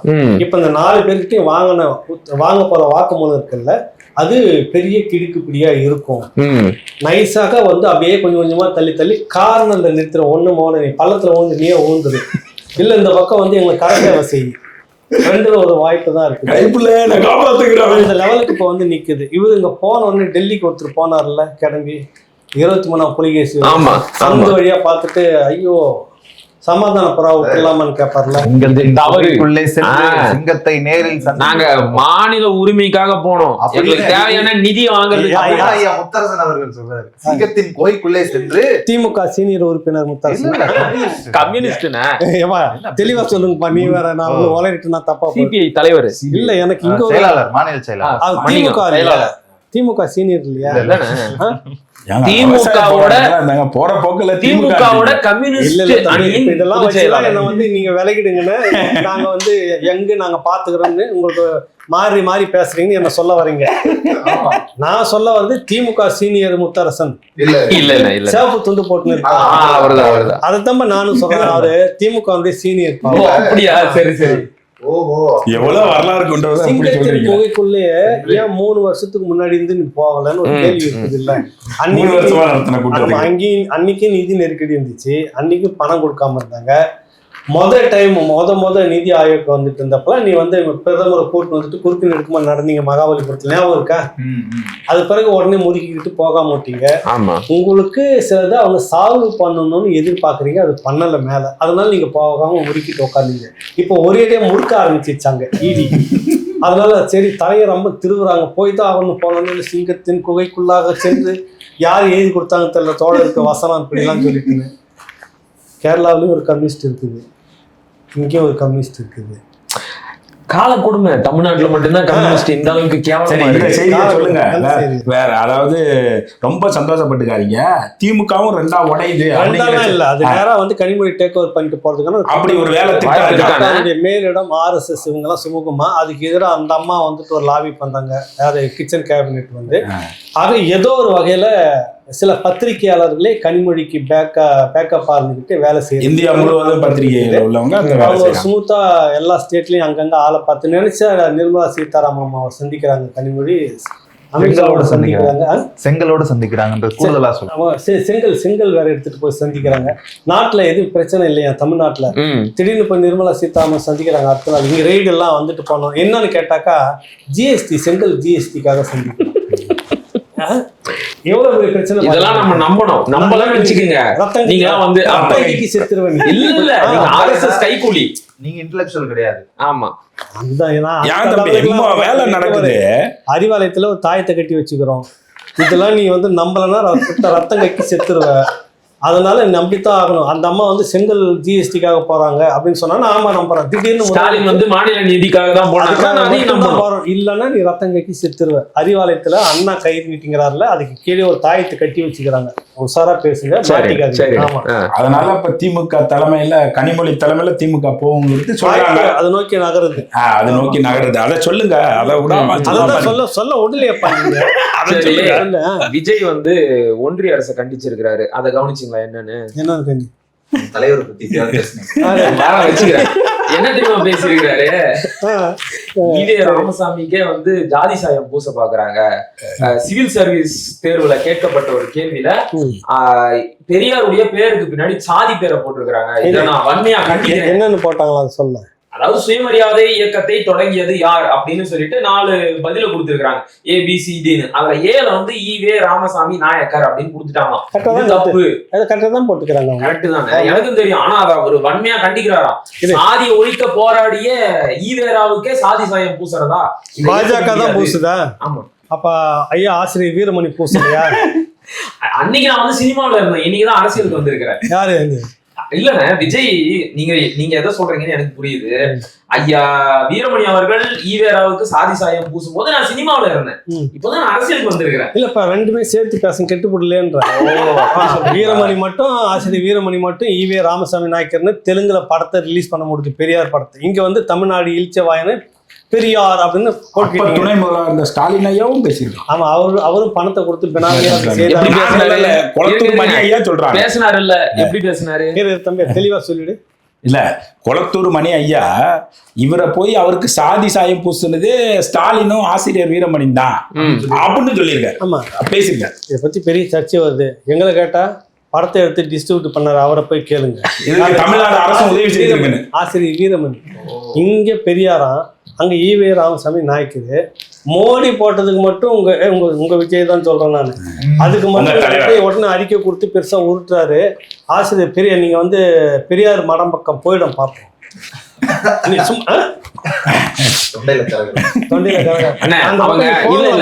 நான் எடுத்து கொடுக்குறேன் பாயிண்ட். அதுக்கு என்ன விளக்கம் சொல்றாங்க அப்படின்னா, அந்த வேலையை மட்டும் நான் செய்ய மாட்டேன், அதுக்கு நான் கிணத்துல குதிச்சிருவேன். எதுக்காக? தாவேக்காவில சேர்ந்துருவேன்னு சொல்றாங்க. இல்ல, எங்க ஐயா சொன்ன விளக்கம் அந்த இடத்துல சொல்லிதான் ஆகணும். நாங்க ஈவே ராமசாமி நாயக்கர் அப்படின்னு தான் தெலுங்குல ரிலீஸ் பண்ணோம். நல்லா கவனிச்சு பாருங்க. அந்த சோரொட்டியில நாயக்கர் மேல பெருக்கல் குறி இன்ட்டு போட்டிருப்போம். அதாவது அந்த சாதி பட்டத்தை அந்த இடத்துல இருந்து நீக்கிறோம் அப்படிங்கறத குறியீடு மூலமா காட்டி இருக்கிறோம்னு அதுக்கு ஒரு சமாதானம் சொல்றாங்க. அந்த இடவுக்கு அது எல்லாமே வச்சிருக்கலாம். இதையா எழுதிட்டு அப்புறம் இன்ட்டு போட்டு வச்சிருக்கேன். ஆனா அப்படி ஒரு சுவரொட்டிய கூட நான் இது வரைக்கும் பார்த்ததே கிடையாது. யூடியூப்லயும் அந்த படம் இருக்குன்னு நீங்க தேடி பாருங்க. தெலுங்குல ஈவேரா படம் இந்த பெரியாருன்னு வெளியாச்சுல்ல, அது யூடியூப்லயும் இருக்கு. ஈவே ராமசாமி நாயக்கர்னு தான் தெலுங்குல இன்னமும் இருக்கு. அந்த இன்ட்டு எல்லாம் இருக்காது. ரெண்டாவது, ஐயா வீரமணி வந்து ஈவேராவை பத்தி ஒரு புத்தகம் எழுதினாரு. அந்த புத்தகத்தோட தலைப்பு என்னன்னு தெரியும்? உங்களுக்கு தெரியும்? சொல்லுங்க. இல்ல நீயே சொல்லு. நான் உலக தலைவர் பெரியார். உலகத்துக்கெல்லாம் தலைவர் வந்து பெரியாரு. ஆந்திராவுக்கு போன மட்டும் ராமசாமி நாயக்கரா இருக்காரா? இல்ல, அதோட இன்னொரு செய்தி, உங்க தலைவர் அவர்கிட்ட போய் கேட்க சொல்லுங்க. அதான் இல்ல தம்பி, உனக்கு மட்டும் தில்லு இருந்ததுன்னு வச்சுக்கோ, விஜய் உங்க கட்சி, நீ விஜய் கட்சி ஆயிட்டேப்பா. நாங்க யாரும் கூட்டத்துல யாரும் பேசணும். நீ பேசுறீங்களா? சரி, பெரியார் மடம் பக்கம், பெரியார் மடனே வந்து தொலைச்சு திடல் சரியா தான் இருக்கு. சரியாதான் அந்த பக்கம் போயிட்டு ஆசிரியர் வீரமணியை பத்தியோ, நீ ஏன் அந்த மாதிரி பெரியார் ஈவே ராமசாமி நாயக்கர்னு படத்தை எடுத்து ஓட்டின, அதை பார்த்துதான் மோடி இன்னைக்கு இந்த மாதிரி கொஸ்டின் கேள்வி வச்சுக்கிறாருன்னு கேட்க சொல்லி பார்ப்போம். வெளிப்படையா சொன்னா ஸ்கிரிப்ட்ல அது இல்ல. சரி தம்பி, இன்னும் கொஞ்சம் கூடுதலா சொல்றேன். உங்க தலைவரை கொள்கை, அவங்களுடைய கொள்கை தரரா இருக்கிற பெரியார்கிட்ட கேட்க சொல்லுங்க. இந்த பெண்களுக்கு புரட்சி செய்த, பெண்களுடைய மிகப்பெரிய காவலரா இருக்கக்கூடிய அவர் எழுதின புத்தகம் பெண் ஏன் அடிமையானார், எல்லாரும் தூக்கிட்டு திரியிற அந்த புத்தகத்துல இங்கிலீஷ் புக்கை டிரான்ஸ்லேட் பண்ணது அதுவா? ஆமா, சரி தம்பி, அது ஐயா எழுதுனது. என்ன தம்பி இப்படி சொல்றீங்க? அது பக்கம் 53ல ஐயா பெரியாரே சொல்லியிருக்காங்க, நான் கர்நாடக பலிஜா நாயுடு வகுப்பை சார்ந்தவர் அப்படின்னு அவங்களே சொல்லியிருக்காங்க. அது மட்டும் இல்ல, இன்னொரு இடத்துல சொல்லியிருக்காரு, அதையும் சேர்த்து சொல்லுங்க. பிறந்த ஜாதியின் காரணமாக எனக்கு தாய்மொழி கன்னடம் அப்படின்னு அவர் சொல்லியிருக்காரு. சரி, இன்னொரு செய்தி என்னன்னா, அந்த படத்திலேயே ஆனா நீங்க என்ன உருட்டுறீங்க, இவர் இல்லை என்றால் தமிழர் தலைவர் அவரு, இவர் இல்லை என்றால் எவர் தமிழர் உருட்டுறீங்களா? நல்லா இப்ப வந்து பெரியார வந்து நான் தமிழர்னு தான் சொல்றேன், ட்ரெயின் பண்றேன், நீங்க இல்லன்றதை எனக்கு நிரூபிக்கணும். இப்ப நீங்க என்ன சொன்னீங்க? அவர் பிறந்த ஜாதியின் காரணமாக எனக்கு தாய்மொழி கன்னடம் தமிழில் இருந்துதான் பிறந்தது அப்படின்னு கமலஹாசன் சொன்னாரா? அதுக்காக நம்ம எல்லாரும் ஆதரவு தெரிவிக்கிறோமா? அப்ப கன்னடம் வந்து தமிழ்ல இருந்து பிறந்துச்சுன்னா அப்ப அவரு தமிழர் தானே, எங்க சொந்தக்காரர் தான். கன்னடத்துக்கு தமிழ் தாய்னா அப்ப தம்பி தாயும் பிள்ளையும் ஒன்னா இருந்தா தாயும் வயிறும் வேறதான். இல்ல தம்பி, தமிழர் தானே. என்ன சட்டை போட்டு இல்ல அந்த யோசிக்குது. இல்ல அந்த படத்திலே இன்னொரு செய்தி இருக்கு. அது நீங்க சாதியை ஒழிச்சன்னு பேசிக்கிட்டு இருக்க இவர்கள், அதுல பாத்தீங்கன்னா ரெட்டமலை சீனிவாசனுக்கு ஒரு வகுப்பு எடுக்கிற மாதிரி ஒரு காட்சி வச்சிருப்பாங்க. ஆனா ரெட்டமலை சீனிவாசனுக்கும் பெரியாருக்கும், ரெட்டமலை சீனிவாசன் கிட்ட 20 வயசா 15 வயசா மூத்தவர், 20 வயசு மூத்தவர், ரொம்ப உயரமானவர். இருங்க தம்பி, எப்படி கண்டிருப்பாங்க? ஜஜாண்டிக்கா மீசி முறுக்கிக்கிட்டு இவரு படிச்சது 5ஆம் கிளாஸ். அவர் வந்து பெரிய படிப்பெல்லாம் படிச்சு திவான் பகதூர் அப்படின்னு சொல்லிட்டு இருக்கிறதுல உச்ச பதவி பிரிட்டிஷ் கவர்மெண்ட் அந்த பதவியை வாங்கினவர், டிரான்ஸ்லேட்டர். காந்திக்கு ஆப்பிரிக்காவில் போயிட்டு மொழியை சொல்லி கொடுக்கறதுல இருந்து இவர் வர்றதுக்கு முன்னாடியே அவர் போராடிட்டு இருக்கிறார். 20 வருஷம் முன்னாடியே இவர் வந்து என்ன சீனிவாசன், ரெட்டமலை சீனிவாசன் பாத்தீங்களா? சீனிவாசன் எவ்வளவு பெரிய அதாவது கோயபிள்ஸுங்களா நீங்க உயிரோட பாத்துக்கிறீங்களா? பெரியார் திடலுக்கு போங்க, அறிவாலயம் போங்க, சத்தியமா நீக்கும் உசுரோட இருக்காங்க. காணொலி மூலமா கூறினாரு.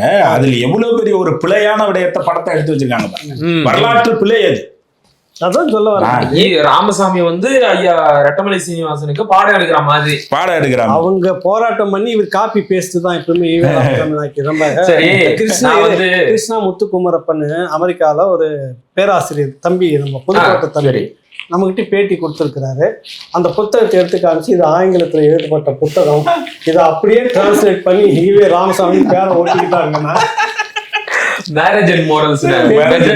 பெண் ஏன் அடிமையானால் பேரை மட்டும் இப்படி வச்சு இவங்க எந்த காலத்துல சொந்தமா யோசிச்சாருங்க, சொந்தமா அவங்க இந்த காப்பி பேஸ்ட் கும்பல் இது போராடுறது வந்து ஐத்தியதாச பண்டிதர், ரெட்டமலை சீனிவாசன் அதுல இருந்து எடுத்துக்கிட்டேன்னு சொல்றாங்க. ஆனா கோயபல்ஸ் பொய்யா சொல்லி எது இவங்க வந்த பிற்பாடுதான் எல்லாமே போராடுறாங்க. அதுக்கு முன்னாடி எல்லாம் தூங்கிட்டு இருந்தாங்க, புரியுதில்ல? இப்ப நேத்து ஒரு தம்பி வந்திருந்தார், நம்ம குமரி கிழவனார், நல்லா ஸ்காலர் எழுதுவாங்க. கண்டிப்பா இந்த நீங்க பிறக்கிறதுக்கு முன்னாடியே, அதாவது எப்ப நீ வந்து தீகான்னு சொல்ற 44, திமுகன்னு எப்ப சொல்ல வர 49, இது பிறக்கிறதுக்கு முன்னாடியே 1800 மத்திய பகுதிகளில் நாடார் சமூகம் போராடி விடுதலையெல்லாம் வாங்கிட்டாங்க. அவங்க கூட வந்து ஒன்றும் பட்டியல் சமூகத்துக்கான பெரிய டீமே சேர்த்து போராடி உரிமையெல்லாம் வாங்கிருக்கு. நீ பிறகுதான் பிறக்குறிய. ஆனால் இவர்கள் வந்த பிற்பாடு தான் அவர்கள் போராடி உரிமையெல்லாம் வாங்கி கொடுத்தா இவங்க இருக்கிற உருட்டு இருக்குது, அம்மாடி போய் கீழ்ச்சிட்டு போயிட்டாரு அந்த தம்பி. அது வேற உள்ள இருக்குது. இப்போ வரட்டும். இப்போ என்ன சொல்ல வரேன்னாக்கா, கோயபல்ஸ் யாருன்னா பார்க்கணும் அப்படின்னீங்கன்னாக்கா நேராக பெரியார் மடத்துக்கு போனால் கருப்பாக சில பேர் இருப்பாங்க. கருப்பு சட்டை போட்டு நான் ஒன்றும் சொல்ல தம்பி, அதுக்காக என்ன பழி வாங்கிடாங்க. அல்ல, அது மாதிரி இருப்பாங்க. பொய்யாவே வரலாறு உருட்டி இருக்குது, பொய்யாவே சொல்லிட்டு இருக்குது, பொய்யாவே திரும்ப கொண்டுட்டு வர்றது. இதுதான் அவங்க வரலாறு, இதுதான் அவங்க தெரிஞ்சா நீங்க நம்பணும். புத்தகத்துல என்ன இருக்கோ அதானே சொல்றோம். புத்தகம் யாரு எழுதுனது? கால்டுவெல். என்னது கால்டுவெல் கதை இருக்குதுவா? இல்ல அவங்களோட அந்த திராவிட தத்துவத்திற்கான பிதாமகனே கால்டுவெல் தானே, அதனாலதான் சொன்னேன். அந்த புத்தகத்தெல்லாம் எழுதுனது அவர் தானே. நீ இன்னும் அந்த நடுவுல கொஞ்சம் பக்கத்தை காண அந்த கால்டுவெல்லே தொங்கிட்டு இருக்கிறீங்க காலை பிடிச்சிக்கின்னு. அப்டேட் ஆயிடுச்சு, ஏஐலாம் வந்துச்சு. இப்ப அதை உங்கள்கிட்ட இருந்து ஆரம்பிக்கணும். திடீர்னு ஒரு நாள் இப்ப நேத்த முகநூல் பார்த்தேன். இந்த ஒரு தனியார் தொலைக்காட்சியில ஒரு செய்தி போட்டோன்னு பொங்கி எழுந்துட்டீங்களா? என்ன உடையாது அது சொல்லுவேன். நான் புதிய தலைமுறை இருக்குது, பச்சை தமிழரா இல்ல நம்ம ஐயா பச்சை முத்து அதுல உட்காந்து திராவிட கோஷ்டி உட்காந்துக்கிட்டா. தம்பிகளை நான் குறை சொல்றதுக்கு ஒண்ணு இல்லை, அவங்களுக்கு ஐடியாலஜி அந்த மாதிரி இருக்குது. டைட்டில் மேல வந்து திராவிட மொழி குடும்பம் அப்படின்னு வச்சுட்டு அதுக்கு கீழே தமிழ், தெலுங்கு, மலையாளம், கன்னடம், அப்புறம் இதுல வந்து மத்திய திராவிடம் இப்படின்னு கார்டுகள் தான் இதுக்கான இது அப்படின்லாம் சொல்லிட்டு என்ன எனக்கு பார்த்தோன்னே எனக்கு உண்மையிலேயே வந்து ரத்தம் கொதிப்பாகி போச்சு. என்னடா இவங்க இப்படி எந்த காலத்துல இருக்காங்க, இன்னும் அந்த காலத்துலயே இருக்காங்க போல இருக்கு.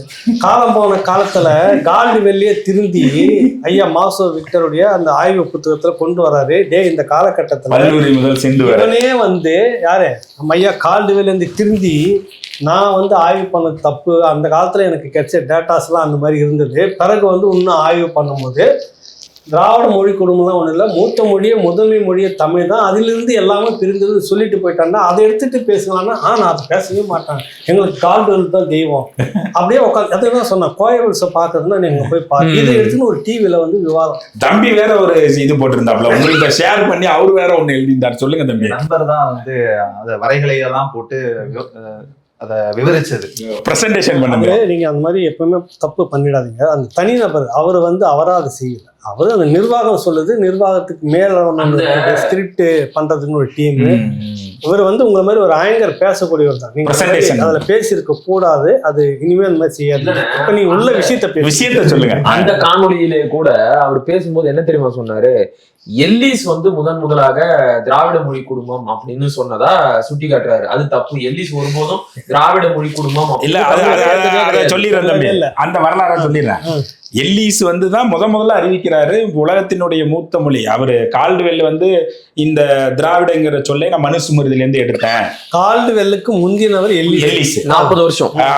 அவர் என்ன சொல்றாருன்னா, இந்த மாதிரி வந்து நாங்க வந்து திராவிட மொழி குழுமம்னு அறிவிக்கிறது முன்னாடி இந்த வார்த்தையை எங்க இருந்து எடுத்தீங்கன்னா நான் மனுஸ்மிருதில இருந்து எடுத்தேன். இவங்க எல்லாத்தையும் எதை எதிர்க்கிறாங்க, அந்த இது மடாதிபதிக்கு எங்க இருந்து எதை எந்த சமஸ்கிருதனாவே மடம் தான், திராவிட மடம் சமஸ்கிருத மடத்தை எதிர்க்குது. ஆனா அவங்க சொல்ல வர விடயம் என்னன்னா, நான் வந்து நீங்க எதிர்க்கக்கூடிய மனுஸ்மிருதியில இருந்து தான் அந்த வார்த்தையை எடுத்தேன். அப்ப நான் சொல்லல, ஐயா கால்டுவெல் சொல்லியிருக்காரு. அதுக்கு முன்னாடியே எல்லிஸ் என்ன சொல்லியிருக்காருன்னா, எப்பா இது எல்லாத்துக்கும் மூத்த மொழி தமிழ் தான் அப்படின்னு அவர் சொல்லியிருக்காரு. இந்த மாதிரி ஒரு குழப்பம் போயிட்டு இருக்கு. சரி, இதை இப்போ அதுதான் சொன்னா, நம்ம படிச்சு இனிமேல படிங்கடா. இவனுக்கு ஊர் கூட சொல்றானுங்கல்ல, படிங்கடா நீங்க படிச்சு சொல்லுங்கடா. அது என்ன படம்? அது ஏதோ ஒரு படத்துல வந்துட்டு மணிவண்ணன் சொல்லுவாரு, அசுரனா இல்லப்பா, தீரன் பகுதி 1 பார்ட் 1 நார்த் இந்தியன் கொள்ளக்காரனை பிடிச்சி வந்துட்டு இதுக்குதான் படிங்கடா சொல்லல. அது முதல்ல இவங்க படிச்சு தொலைக்கிட்ட வரலாறுலாம் மாசோ விக்டர் ஏப்ப புத்தகத்துல பக்ருலி முதல் சிந்து வரைன்னு ஒரு புத்தகம் வெளியிடுறப்ப அது முன்னாடியே அது நான் தான் வெளியிடுறதுக்கு என்ன அழைச்சிருந்தாங்க, வெளியிட்ட அந்த அவ்வளோ நிகழ்ச்சி. அதில் அந்த புத்தகத்தில் முன்கூட்டியே அதை படித்ததால விலாவரியா சொல்லிட்டு வர்றாரு. ஒன்றுக்கும் அதுக்கான ஆய்வு தகவல்களை வச்சுட்டே வராரு. இப்போ நான் எதையுமே படிக்க மாட்டேன், கால்டுவெல் சொல்றது மட்டும்தான் உட்காந்துட்டு நான் பேசுவேன், உலகத்துல யார் சொன்னாலும் கேட்டுக்க மாட்டேன்னா பெரியார் படிடான்னு சொன்னது நீங்க படிக்கிறீங்களா இல்லையா, எனக்கு அது கேள்வி. அதுதான் உங்க பேர். கரெக்டா? ஊருக்கு தான் உபதேசம். படிங்கடான்னு சொல்லிட்டு இருக்கிறாருல, நீங்க படிக்கிறீங்களா இல்லையா, அதான் என்னுடைய கேள்வி. அது தவிர நாங்க எப்படி படிப்போம்? நாங்க திராவிட மடாதிபதியில மடத்துல என்ன புத்தகங்கள் அச்சடிக்கப்படுதோ அதான் படிப்போம். பெரியார் சொன்னாரு படிக்க சொன்னாரு, பெரியார் சொன்னாரு படிக்க சொல்லி எதுக்குள்ள ஓட்டிட்டு வரீங்க? எங்க கூட்டு வெளிப்பட்டுருங்களா? ஊரெல்லாம் படிக்க சொல்லுவீங்க, நீங்க படிக்க மாட்டீங்களா? ஊரெல்லாம் திருந்தணும், பகுத்தறிவா வந்து யோசிக்கணும், எதுவும் ஏன்னு கேள்வி எல்லாம் கேட்கணும். ஆனா நீங்க ஏன்னு கேட்டா மட்டும் உங்களுக்கு கோபம் வருது. நாங்கள் கருப்பர் கூட்டம், நாங்கள் வந்து எங்களுக்கு வரையறுக்கப்பட்ட வரலாறுகளை. நீ கருப்பர் கூட்டமா இருந்து நீ கவுந்தடிச்சு படுத்துனது எனக்கு அது பிரச்சனை இல்லை. உங்களுக்கு என்ன லூலுன்னா நம்ம நல்லா பிடிக்கும், அது வேற விஷயம். சரி, இப்ப அந்த பக்கம் வேற வந்துட்டீங்க. இன்னொன்னு ஏதோ திராவிட கண்ணகின்னு வேற ஒரு புத்தகம் எழுதி இருக்கிறாங்களா? திராவிட கண்ணகி. ஐயோ, இவங்களை போல கோயவல்ஸ் பாக்கணும்னா நீங்க எதுவுமே வரலாறு இல்லாதவன் தான் வரலாறு திருடுவான். புரியுதுல்ல? என்கிட்ட எது இல்லையோ நான் அதை திருடுவேன். கரெக்டா? கொள்ளடிப்பேன். அதுக்கு இப்படி அடிச்சுட்டு போயிடுவேன். மொத்தமா போய் கொள்ளை அடிச்சுட்டு வந்துடும். கரெக்டா? என்கிட்ட இல்ல வச்சுப்பேன். அந்த மாதிரி கோஸ்டிங். ஆசை வெக்கம் அறியாது அப்படின்னு சொல்லுவாங்களே, அது மாதிரி இந்த வரலாற்றை திருடணும் அப்படிங்கிற பேராசையில எந்த ஒரு கூச்ச நாச்சமோ வெக்க உணர்வும் திராவிடம் அப்படிங்கிற சொல்லு கண்ணகிக்கு தம்பி தெரியும். ரிப்பீட் பண்ணி என்ன இல்லைன்னு சொன்னீங்க? ஆசை வெக்கம் அறியாது. இல்ல வேற எதுவும் இல்லைன்னு சொல்லி கூச்ச நாச்சம் சூடு சொரண கூச்சம் அடிக்கடி பயன்படுத்துறாங்க. யாருக்கு? இந்த திராவிட கோயவல்ஸ் கூட்டத்துக்கு கொஞ்சம் கூட கூச்சப்படாம திராவிட கண்ணகின்னு எழுதுறானுங்களே, இதெல்லாம் நியாயமா? கண்ணகிக்கு அப்படி ஒரு சொல்லு இருந்ததாவது தெரியுமா? என்ன அநியாயம் எனக்கு. அதோட இல்ல தம்பிய கண்ணகிய பைத்தியக்காரின்னு சொன்ன கூட்டம் இது. கண்ணகி திராவிட தெய்வமா? கண்ணகியை பத்தி அதுக்குதான் சொன்னது, படிங்கடான்னு அடிச்சுக்கிறது. உங்க பெரியாரு கண்ணகி பத்தி என்னென்னலாம் சொல்லி வச்சாரு. நீ திராவிட கண்ணகின்னு வச்சுக்கிறன்னா நீ என்ன தெய்வம் கண்ணகியா? திராவிட தெய்வம் கண்ணகி. ஆனா உங்க பெரியார் ஈவே ராமசாமி நாயக்கர் என்ன சொன்னாரு? கண்ணகி மார்பு என்ன பாஸ்பரஸ் குண்டா? அப்புறம் என்னத்துக்கிட கண்ணகி தெய்வம் திராவிட தெய்வம் போடுறீங்க? இதுதான் சொல்றது, படிச்சு தொலைங்கடா. அந்த திராவிட தெய்வத்தோட கோயில தாண்டா தூக்கி கேரளாவுக்கு கொடுத்துட்டீங்க தம்பி. அதுக்குதான் சொல்றேன், படிச்சு தொலைங்கடான்ற சொல்ற காரணம் இதுதான். மாசோ விக்டர் எழுதின நூல், ஐயா பே மணியரசன் ஆய்வுகள் பார்த்தோம், அவருடைய நூல்லாம் இருக்குது. சமீபத்தில் வந்த இன்னொரு புத்தகம் பாலகிருஷ்ணன் ஐஏஎஸ் அவருக்கு எழுதின அந்த புத்தகத்துக்கு மறுப்பா அவர் எழுதின இந்த புத்தகம் இவ்வளவும் இருக்கு தம்பி. கொஞ்சம் உட்காந்து படிச்சுட்டு தயவு செய்து வெளியில வாங்க. முதல்ல ரொம்ப எங்களெல்லாம் கூட படிக்க வேணாம். தமிழ் தேசியம் சம்மந்தப்பட்ட புத்தகம், தமிழ் தான் முதன்மை மொழி, இதெல்லாம் படிச்சுக்கே தொலைக்காதீங்க, விட்டுரு. உங்கள் பெரியாரியாவது தயவு செய்து உட்காந்து முழு வேலையும் படிச்சுட்டு இனிமேல் வெளியில எட்டி பாருங்க. மானக்கேடா இருக்குது. அந்த ஆள் தான் சொன்னாரு, கண்ணகி மார்பு பாஸ் குண்டா எவ்வளவு கேவலமாலாம் பேசிட்டு போய்க்கிற நீ திராவிட தெய்வமா? தெய்வம், திராவிட தெய்வம் கண்ணை. அப்புறம் இவங்க படிக்கிறாங்களா இல்லையான்னு நீயே கேள்வி தம்பி. இப்போ ஐயா மாச விக்டருடைய புத்தகங்கள்லாம் எங்க கிடைக்கும், எவ்வளவு கிடைக்கும்ன்றத நம்ம விளம்பர அட்டையை இந்த வீடியோல இணைச்சிடறோம். அதை குறைஞ்சபட்சம் பார்த்தாவது அதை வாங்கி ஒரு அறிவிப்பா படிச்சிருவாங்கன்னு நினைக்கிறேன். நீ படிக்கணும்ல? யாரு அவங்க? அப்படின்னா அறிவு அப்டேட். அதாவது தூங்குறவனை போய் எழுப்பிடலாம், தூங்குற மாதிரி நடிச்சிட்டு இருக்கிறாங்கல்ல. நண்பனி 1000 அடி கால்கள் காலை விட்டு வரவே மாட்டாங்க. இல்ல இதுல ஒரு மிகப்பெரிய ஐயா சொல்ற மாதிரி அதுல அவங்க சொல்றதுல ஒரு மிகப்பெரிய சிக்கல் இருக்கு. தமிழ்நாடு அரசுங்க பிள்ளையா எழுதப்பட்ட புத்தகத்தை தமிழ்நாடு முதலமைச்சர் பரிசா கொடுக்குறாருங்க. அந்த இது ஐயா மதிப்புக்குரிய ஆட்சியாளர் பாலகிருஷ்ணன் எழுதுங்க. அது ஆய்வு நோக்கோட எழுதுனாங்க.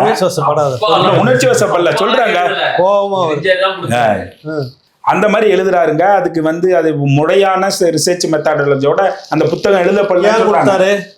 அவர் அந்த நூல்ல என்ன சொல்ல வருது, ஒரே ஒரு ஆரியர்கள் போற தமிழர்களும் வந்தேரிகளுக்கு தான் சொல்லுது. இதை தெரிஞ்சுதான் முதலமைச்சர் கொடுக்குறாரு. அப்படியே வாங்க, நீங்க நடக்கிற நாட்டு நடப்புக்கு வந்துடும்.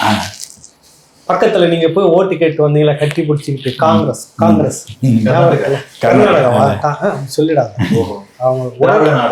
திராவிட ஒரே நாட்டுல ஒரு பகுதி கட்டி பிடிச்சி ஒன்னா உருண்டு பிறண்டு ஓட்டு கேட்டு வந்து ஜெயிச்சுட்டு வந்த அந்த சீதாராமையா சொல்றாரு. கமலஹாசன் அது பேச்சுவாக்குல சொல்றாரு, எல்லாம் ஒரே மொழி படிச்சுதான் சொன்னாரு. தமிழ்ல இருந்து தான் நீங்களும் வந்தீங்களான்னா அவரும் ஆமான்றார் நடிகர். இதுக்கு உடனே கன்னடத்துல ஒரு கும்பல் கொந்தளிச்சது, போஸ்ட் எல்லாம் கீழ்ச்சிது போனது. அது படம் சம்பந்தப்பட்டது, ப்ரொமோஷனா எழவோ இருந்துட்டு போட்டோம்.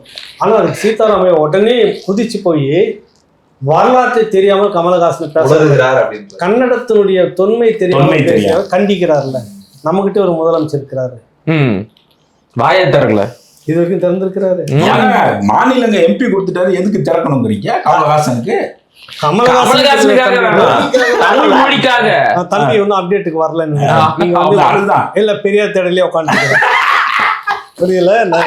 நடக்கிற நாட்டு நடப்பு தெரிஞ்சு என்னன்னா, அங்க கமலஹாசன் சொல்றாரு தமிழ்ல இருந்து தான் கன்னடம் வந்ததுன்னு ஒரு நிகழ்ச்சியில நடிகர்கள்லாம் உட்காந்துக்கிற இடத்துல பேச எதேச்சியா நடந்த விஷயம் தான் அது.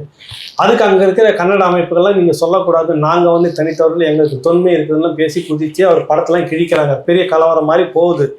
ஆனா இந்த பக்கத்துல அந்த கன்னட முதலமைச்சர் சொல்றாரு, சீதாராமையாவே சொல்றாரு, எங்களுக்கு தொன்மை இருக்குது, நீங்க அப்படி சொல்லியிருக்க கூடாது கமலஹாசன். கமலஹாசன் சொன்னது சரிதான், மூத்த மொழி தமிழ் தான். இன்னைக்கு இங்க இருக்கிற முதலமைச்சர் வாயை திறக்கல. எழுதி கொடுக்கல குருநார, எழுதி கொடுத்தா முடியாதுங்க, இந்த எழுதி கொடுக்கல. கரெக்ட். அதை விட தம்பி சொல்ற அவருக்கு இன்னும் தகவலே தெரியல, சொல்லிருக்க மாட்டாங்க. அவர் வேற நேத்துல இருந்து சம்மாட்டி வாங்கிட்டு இருக்கானுங்க இந்த திராவிட கோஷ்டிங்க. சரி என்ன பண்ணானுங்க, சமாதானம் பண்ணி வைக்கலாம்னு போயிட்டு, dear Kannada brothers, we are all Dravidians, நமக்குள்ள எதுக்கு இந்த சண்டை அப்படின்னு திராவிடம் மூஞ்சி துப்பு விட்டாங்க. அதேதான் இப்ப ஆங்கிலத்துல பதிவு போட்டிருக்கானுங்க, எடுத்து வச்சுட்டு காரி துப்புறானுங்க. ஏய், யார பார்த்து திராவிடன், நான் கன்னடா, என்ன திராவிடன்னு சொல்லாத, என்ன ஊரோட சேர்க்காத, கெட்ட வார்த்தையில திட்டுற மாதிரி கோவப்படுறாங்க. தம்பி இது உங்களுக்கு காமிக்க முடியாது, ஒரு மீம்ஸ் போட்டிருக்கானுங்க பாரு. என்னன்னு சுற்றுவாட பின்னாடி திராவிடன்ஸ் சொன்னதுக்கு பின்னாடியே சுடுற மாதிரி போட்டு வச்சிருக்காங்க. அதெல்லாம் பொது வெளியில காட்ட முடியாது. நேத்துல இருந்து தம்பி அது அந்த செய்தியை சொல்லிருங்க. இவ்வளவுத்துக்கும் என்ன அந்த பக்கம் மான ரோசம் வெட்ட சூடு சோறு என்ன வந்திருக்குதா? வேற ஒரு முதலமைச்சர் நாட்டுல என்ன நடக்குது, ஐயா பே மணியரசன் நேற்று ஒரு ஆர்ப்பாட்டம் பண்றாரு இதுக்காக வேண்டி. கமலஹாசனுக்கு கமலஹாசன் பேசினாரு, ரைட்டு தப்பு அது வேற விஷயம், அது இருக்கட்டும். ஆனா அந்த கன்னடர்கள் இவ்வளவு கொதிக்கிறப்ப நம்ம நாட்டு முதலமைச்சர் ஒரு வார்த்தை கூட பேசல. அவன் கன்னடனாக அந்த முதலமைச்சர் வந்து அதுல தலையிட்டு உடனே பேசுறாரு. இந்த முதலமைச்சர் இன்ன வரைக்கும் பேசாம எங்க மேற்க பார்த்துட்டு உட்காந்துங்கிறாரு, வடக்க பார்த்துனே உட்காந்துங்கிறாரு. கேட்கும் போதெல்லாம் நாங்க தான் வந்து செம்மொழி அந்தஸ்து வாங்கி கொடுத்தோம் அப்படின்னு மட்டும் பெருமையா பேசிக்குவாங்க. செம்மொழி அந்தஸ்தை பத்தி பேசினா அதுக்கு பேராசிரியர் சாலினி இளந்தரியன் சாலை இளந்தரியன் தான் வேலை செஞ்சாங்க. ஆமா, அது இருக்கட்டும். நேற்று ஐயா பே மணியரசன் பேசும்போது 91 ஒரு பெரும் கலவரம். ஒரே ஒரு சின்ன உதாரணத்தை அவர் சொல்ல வர்றாரு. தமிழர்களுடைய வீடுகள்லாம் சூறையாடப்பட்டு கிட்டத்தட்ட லட்சக்கணக்கான கர்நாடகாவில் பெங்களூர்ல சூறையாடப்பட்டு சொத்து சூறையாடிட்டு போனா நிறைய மிதக்குது. அப்படியே அகதிகள் மாதிரி இலங்கையில் நடந்த மாதிரி ஒரு சம்பவம் 91 அப்படியே வந்து வரிசையை கட்டி ஓடி வராங்க ஜனங்கள் எல்லாருமே. இங்க இருக்கக்கூடிய முதலமைச்சர் இன்னைக்கு செல்வி ஜெயலலிதா ஏன் என்னன்னு போய் எட்டி கூட அந்த பக்கம் பார்க்கல. சரி, எதிர்கட்சி தலைவராக இருந்தாலும் தமிழின முத்தமிழுக்குமான தலைவன் ஒருத்தனை அந்தாலும் போய் பார்க்குறது. நான் சொல்லலை, ஐயா பே மணியரசன் சொல்றாரு, போய் நாகரிகமாக சொல்றாரு, அவர் பெரியவர், அவரும் போய் என்னன்னு கேட்கல. ஆனால் அதே காலகட்டத்தில் பீகார், அஸ்ஸாமில் பீகார்கள் தாக்கப்பட்ட சம்பவம் நடந்தது. அதே காலகட்டத்தில் பின்னாடி உடனடியாக பீகாருடைய முதலமைச்சர் அஸ்ஸாமுக்கு போயிட்டு என்னுடைய மாநில மக்கள் பாதிக்கப்படுறது என்ன ஏதுன்றதுல கேட்குறாரு. திருப்பத்தூரில் ஒரு கும்பல் தாக்கப்பட்டுட்ட உடனே பீகார்ல இருந்து ஒரு டீம் வந்துச்சு. தமிழ்நாடு முதலமைச்சர் இங்க ஃபேக் நியூஸ் உடனடியாக வந்து பதறி போய் முதலமைச்சர் ஸ்டாலின் இங்க எல்லோருக்கும் வந்து நல்லா இருக்கிறாங்க, நாங்க ஒன்னும் வேணும்னு வீடெல்லாம் கட்டி கொடுக்கணும்னு வேற விட்டாருக்காக. இவ்வளவும் கொதிக்கிற நீங்க தமிழ்நாட்டு முதலமைச்சரா இருந்துட்டு இந்த மண்ணு இந்த உப்பை தின்னுட்டு இந்த மக்களுடைய வரி பணத்துல கோடி கணக்குல உங்களுக்கு 100 தலைமுறைக்கு சொத்தை சேர்த்து வச்சுக்கிட்டு நீங்க கன்னடத்துல வந்து அவன் மொழியை பத்தி கொச்சப்படுத்தி பேசும்போது நீங்க பதிலுக்கு பேசியிருக்கணுமா இல்லையானா? ஐயா மணியரசன் ஆர்ப்பாட்டம் உண்மையிலே யார் பண்ணணும்? திமுக பண்ணிருக்கணும். ஏன் பண்ணல? தமிழாக வளர்ந்த கட்சி ஏன் பண்ணல? அவங்களுடைய தந்தை வந்து கன்னடத்துல இவங்களுடைய பினாமி பணம்லாம் இருக்கு. சன் டிவி இருக்குல்ல, முதல்ல நாரா கீசி தொங்க போட்டு போய் வான்னு அனுப்பான், பேக்கப் பண்ணுவான். எப்பயாவது சன் டிவி அங்கே சூரியன் டிவி தாக்கப்பட்டிருக்குதா? சொத்து சூறையாடப்பட்டிருக்கா? சும்மா அங்கே டிவிலாம் ஒரு கதை ஒட்டுக்குவாங்க. காவிரி பிரச்சனையை பற்றி சூரியன் டிவி பேசுமா? வாயே திறக்காது. இவங்களுடைய நிறைய அங்கே இருக்குது இன்வெஸ்ட்மெண்ட், அதனால அந்த இன்வெஸ்ட்மென்ட்க்கு பாதிப்பு வந்துருமே அப்படிங்கிறதுக்காக வாய மூடிட்டு பாதுகாக்கிறதுக்கு மாநிலத்தோட இல்ல அந்த மொழி தமிழ்ல இருந்து தான் எல்லாம் வந்ததுன்னு சொல்றாரு கமலஹாசன். அது இல்லைன்னு ஒரு முதலமைச்சர் மறுத்து பேசுறாரு. கன்னட முதலமைச்சர் சீதாராமையா அவன் தோஸ்து நேற்று வரைக்கும் போய் கட்டி குடிச்சு அவர் ஜெயிக்கிறதுக்கு வேலை பார்த்துட்டு வந்தீங்க. அந்த சிரிக்கிறீங்க? இல்ல சொல்லுங்க. இல்ல குருநாதர் அது மகன் காலத்துல இல்ல அப்பா காலத்திலேயே நடந்திருக்கு. காலகாலமும் துரோகம் தான். அது என்னன்னா அது ஒரு செய்தி. இதை தம்பி சொன்னாப்புல செம்மொழி மாநாடு, இப்ப நீங்க சொன்ன விக்டர் ஐயா அது ஒரு விடயத்தை பதிவு பண்ணியிருக்காங்க அந்த புத்தகத்துல. செம்மொழி மாநாடு நடந்திருக்கு. அதுக்கு வந்து ஒரு தமிழ் ஆராய்ச்சி சம்பந்த ஐயரே மகதேவன் சொல்லிட்டு ஒருத்தர் தலைமை தாங்கி இருக்கிறார். விக்டர் ஐயாவும் அதுல கலந்துட்டு இருந்திருக்கிறாங்க. திருக்குறள் சார்ந்த விடயத்துல முதன்மையான தமிழை விட கன்னட மொழி தான் சிறந்ததுன்னு பேசியிருக்காங்க எங்க செம்மொழி மாநாட்டுல. மறுக்கல யாரும். அது இல்லாம கேள்வி கேட்கறதுக்கு நேரம் ஒதுக்காம இத்தோட கேள்வி கேட்க நேரம் இல்லைன்னு முடிச்சிருக்காங்க. ஐயாலாம் கேள்வி கேட்க தயாராகிட்டு இருக்காரு, இதோட முடிச்சிருக்காங்க. மறுப்பு வைக்கணும் கண்டிப்பா. அந்த மாதிரி இந்த கோஷ்டி எந்த மாதிரி கோஷ்டின்னு சொல்ல வர என்னத்துக்கு சொல்ல வராரு ஐயா பேமானா, இந்த மண்ணை சார்ந்தவன் இங்க ஒரு முதலமைச்சராக இருந்திருந்தாக்கா இந்நேரம் இந்த மொழிக்காக ரோசம் வந்து கேள்வி கேட்டிருப்பாங்க மாட்டாங்க. நிச்சயமா நீ யார் அப்படின்றத ஒரு வெளிப்படுத்துறாரா இல்லையா ஸ்டாலின்? 96லயும் ஒரு பெரிய கலவரம் வந்தது பெங்களூர்ல. தமிழர்களுடைய சொத்துலாம் சூறையாடப்பட்டது. ஒரு டிராவல்ஸ் வந்து சமீபத்துல டிராவல்ஸ் பேருந்துகள்லாம் கொளுத்தப்பட்டது. நிறைய எல்லாம் ஓடி வந்தாங்க. அப்ப கூட என்ன ஏதுன்னு கேட்கல இந்த முதலமைச்சர். இவங்க இந்த திராவிடாச்சு. இப்போ வந்து மொழியை கேவலமா அங்க பேசிட்டு இருக்கிறான். நீ குறைஞ்சபட்சம் தமிழகத்துடைய முதலமைச்சர் இந்த தமிழ் மண்ணுக்கு நீ நன்றி கடன் செய்யக்கூடிய ஒரு ஆளா இருந்தா என்னால பேசியிருக்கணுமா இல்லையா? நீங்க யார் அப்படின்னு ஒரு கேள்வி நிறுத்தி மொழிக்காகவும் நாட்டுக்காகவும் பேசினா என் குடும்ப இன்வெஸ்ட்மெண்ட் எல்லாம் யாரு காப்பாத்துறது? நீங்க சொல்றது அப்புறம் எதுக்கு இங்க தமிழ் நீ பேசிட்டு முதலமைச்சர் உட்காந்துட்டு இருக்கிறாங்க? நீங்க ஏமாந்து போய் எனக்கு ஓட்டு போட்டீங்க, அது நான் என்ன பண்ண முடியும்? தெரியாது தம்பி. ஒண்ணு நீங்க வந்து தமிழ் தான் அப்படின்னு பேசுறதா இருந்தா இங்க இருங்க, இல்ல பேக்கப் டு ஓங்கோல். ஆமா, முடிவு பண்ணிக்கவா பேசு. ஏன் மொழியை கொச்சப்படுத்தா? நீ அதுக்கு பேச வரலாம். நீ எதுக்கு என்ன வழியா பேசிக்கிட்டு என்ன வெறினா அப்புறம் மண்ணாங்க வெறி அவங்க பேசுறது. தம்பி, இந்த கதையெல்லாம் இனிமே இங்க விடாத. கர்நாடகாவில் தனி கொடி ஏத்துனதுக்கு மத்திய அரசு இன்ன வரைக்கும் ஏத்து கேள்வி கேட்க முடியல. பாஜகவும் அந்த கொடி தான் முக்கியமான ஒரு செய்தியை சொல்றாங்க. காங்கிரஸும் அந்த கொடி தனி கொடி கன்னடத்துக்கு யாருமே மொழிவாரி மாநிலம் பிரிக்கப்பட்ட நாள்ல தனி கொடி வச்சு கொடி ஏத்துறாங்க. தம்பி இப்பவும் சரி நீங்க அன்னைக்கு போனோம்ல பெங்களூருக்கு சுத்திட்டு வர தம்பி, தமிழ்நாடு மாதிரி குப்பை காடெல்லாம் இல்ல. அவனும் மனுஷன், அவனும் முதலமைச்சர் தான். போயிட்டு எதனா அங்க ஒரு டம்ளர் வாங்கி நீங்க சாப்பிட்டுட்டு வரலாம். நான் டீயை சொன்னேன், நீங்க வேற தம்பி நல்லதை பேசுகிற என்ன கெட்டதில் ஈர்த்து விட்டுறாங்க. நான் சொல்ல வந்து டீயை வாங்கி சாப்பிட்டுட்டு வாங்கன்னு.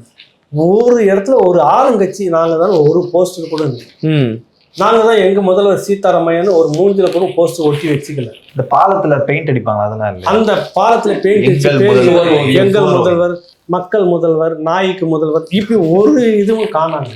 ஒரே ஒரு கொடி மட்டும் கண்ணுல பட்டுச்சு. என்னன்னா அந்த கர்நாடக மாநில கொடி. நீ தான் நாங்கள் அந்த சுயமரியாதை சமூக நீதி நாங்கள் தான் நிலநிறுத்தினோம் இந்தியாவுக்குன்னு சொல்லக்கூடிய நீ இன்ன வரைக்கும் ஒரு கொடியை கொண்டு வரலன்னா நீங்க யார? கர்நாடகாவை கேள்வி இன்ன வரைக்கும் காங்கிரஸ் கவர்மெண்ட்டும் கேட்க முடியல, மோடி கவர்மெண்ட்டும் கேட்க முடியல. கேட்டா அவங்க ஆட்சியில் இருக்க முடியாது. ஆனா நீங்க தமிழ்நாட்டுக்கு ஒரு கொடி வேணும் கேட்டா நீங்க நீ சொல்ற என்ன பெருசா நீங்களாம் தீவிரவாதிகள். நாங்க இந்திய தேசிய கொடி அனுமதி வாங்கி என்ன வீரியர்களாக இருந்தா நீங்களாம் இன்னைக்கு நேரம் முதலமைச்சர் இங்க கொட்டை வச்சிருக்க முடியாது. உன் கொடி உன் பேரனை வரைக்கும் கொண்டு வந்து வச்சுட்டு கும்பிடுன்னு சொல்ல வரீங்கல்ல. ஏன்னா வெறின்னு வந்து அதெல்லாம் நடந்திருக்காதுன்னு சொல்ல வரேன். ஒண்ணு இந்த தமிழுக்காக நாளைக்கே நீங்க வந்து சீதாராமைய கண்டனம் தெரிவிச்சு பேசிட்டு தமிழ்நாட்டுக்கு இந்த மாதிரி ஒரு கொடி எங்களுக்கு வேணும்னு நீ வந்து பேசு. மோடி ஏற்று நீ வை, அப்போ சுயமரியாதை நிற்கும். இல்லன்னா நீங்க நடைய கட்டு மந்திரங்க அங்க நோக்கி நடைய கட்டு. எந்த நேரத்துல போயிட்டு மோடி எதிர்த்து பேச சொல்றீங்க? ஏற்கனவே சல்லியா நொறுக்கி வச்சிருக்காங்க. இப்பதான் போய் கையில காலில் விழுந்து காப்பாத்திட்டு வர மறுபடியும் ஆப்பு வைக்க பாக்குறீங்களே. சரி, இறுதியாக ஒரு விஷயம், கனிமொழி அவர்களை பத்தியே நம்ம வருவோம்.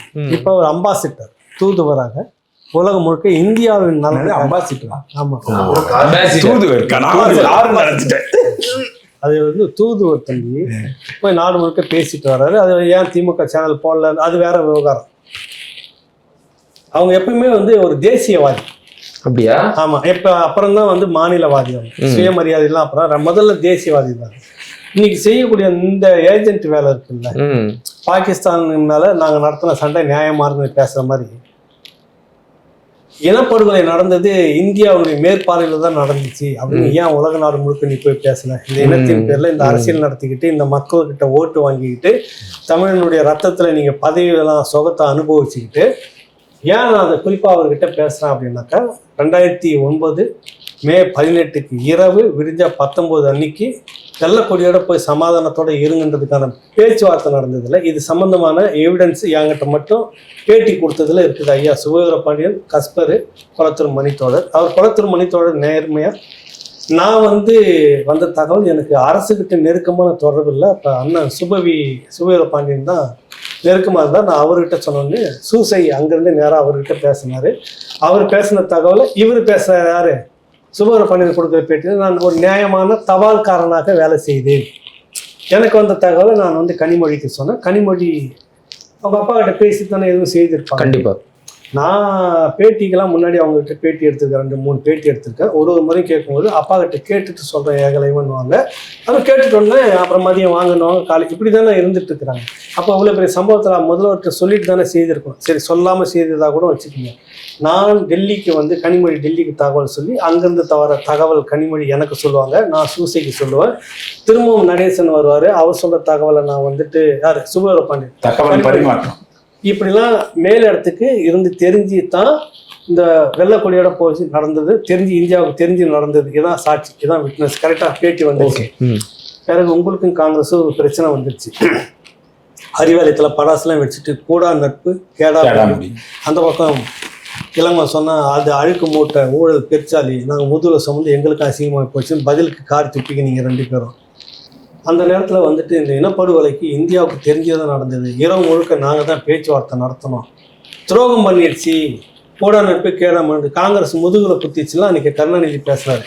நீ விட்னஸாக பேசிட்டு இருந்தீங்களே கனிமொழி, இந்த விஷயத்த நாடாக போய் பேசியிருக்கணும்ல. கண்டிப்பா ஈழ பிரச்சனையில் இந்தியா இப்படி தலையிட்டு இருந்தது, இந்தியா கிட்ட நான் பேசினேன், இந்தியா வெள்ளக்கூடிய சரணடைய சொல்லியிருந்தது.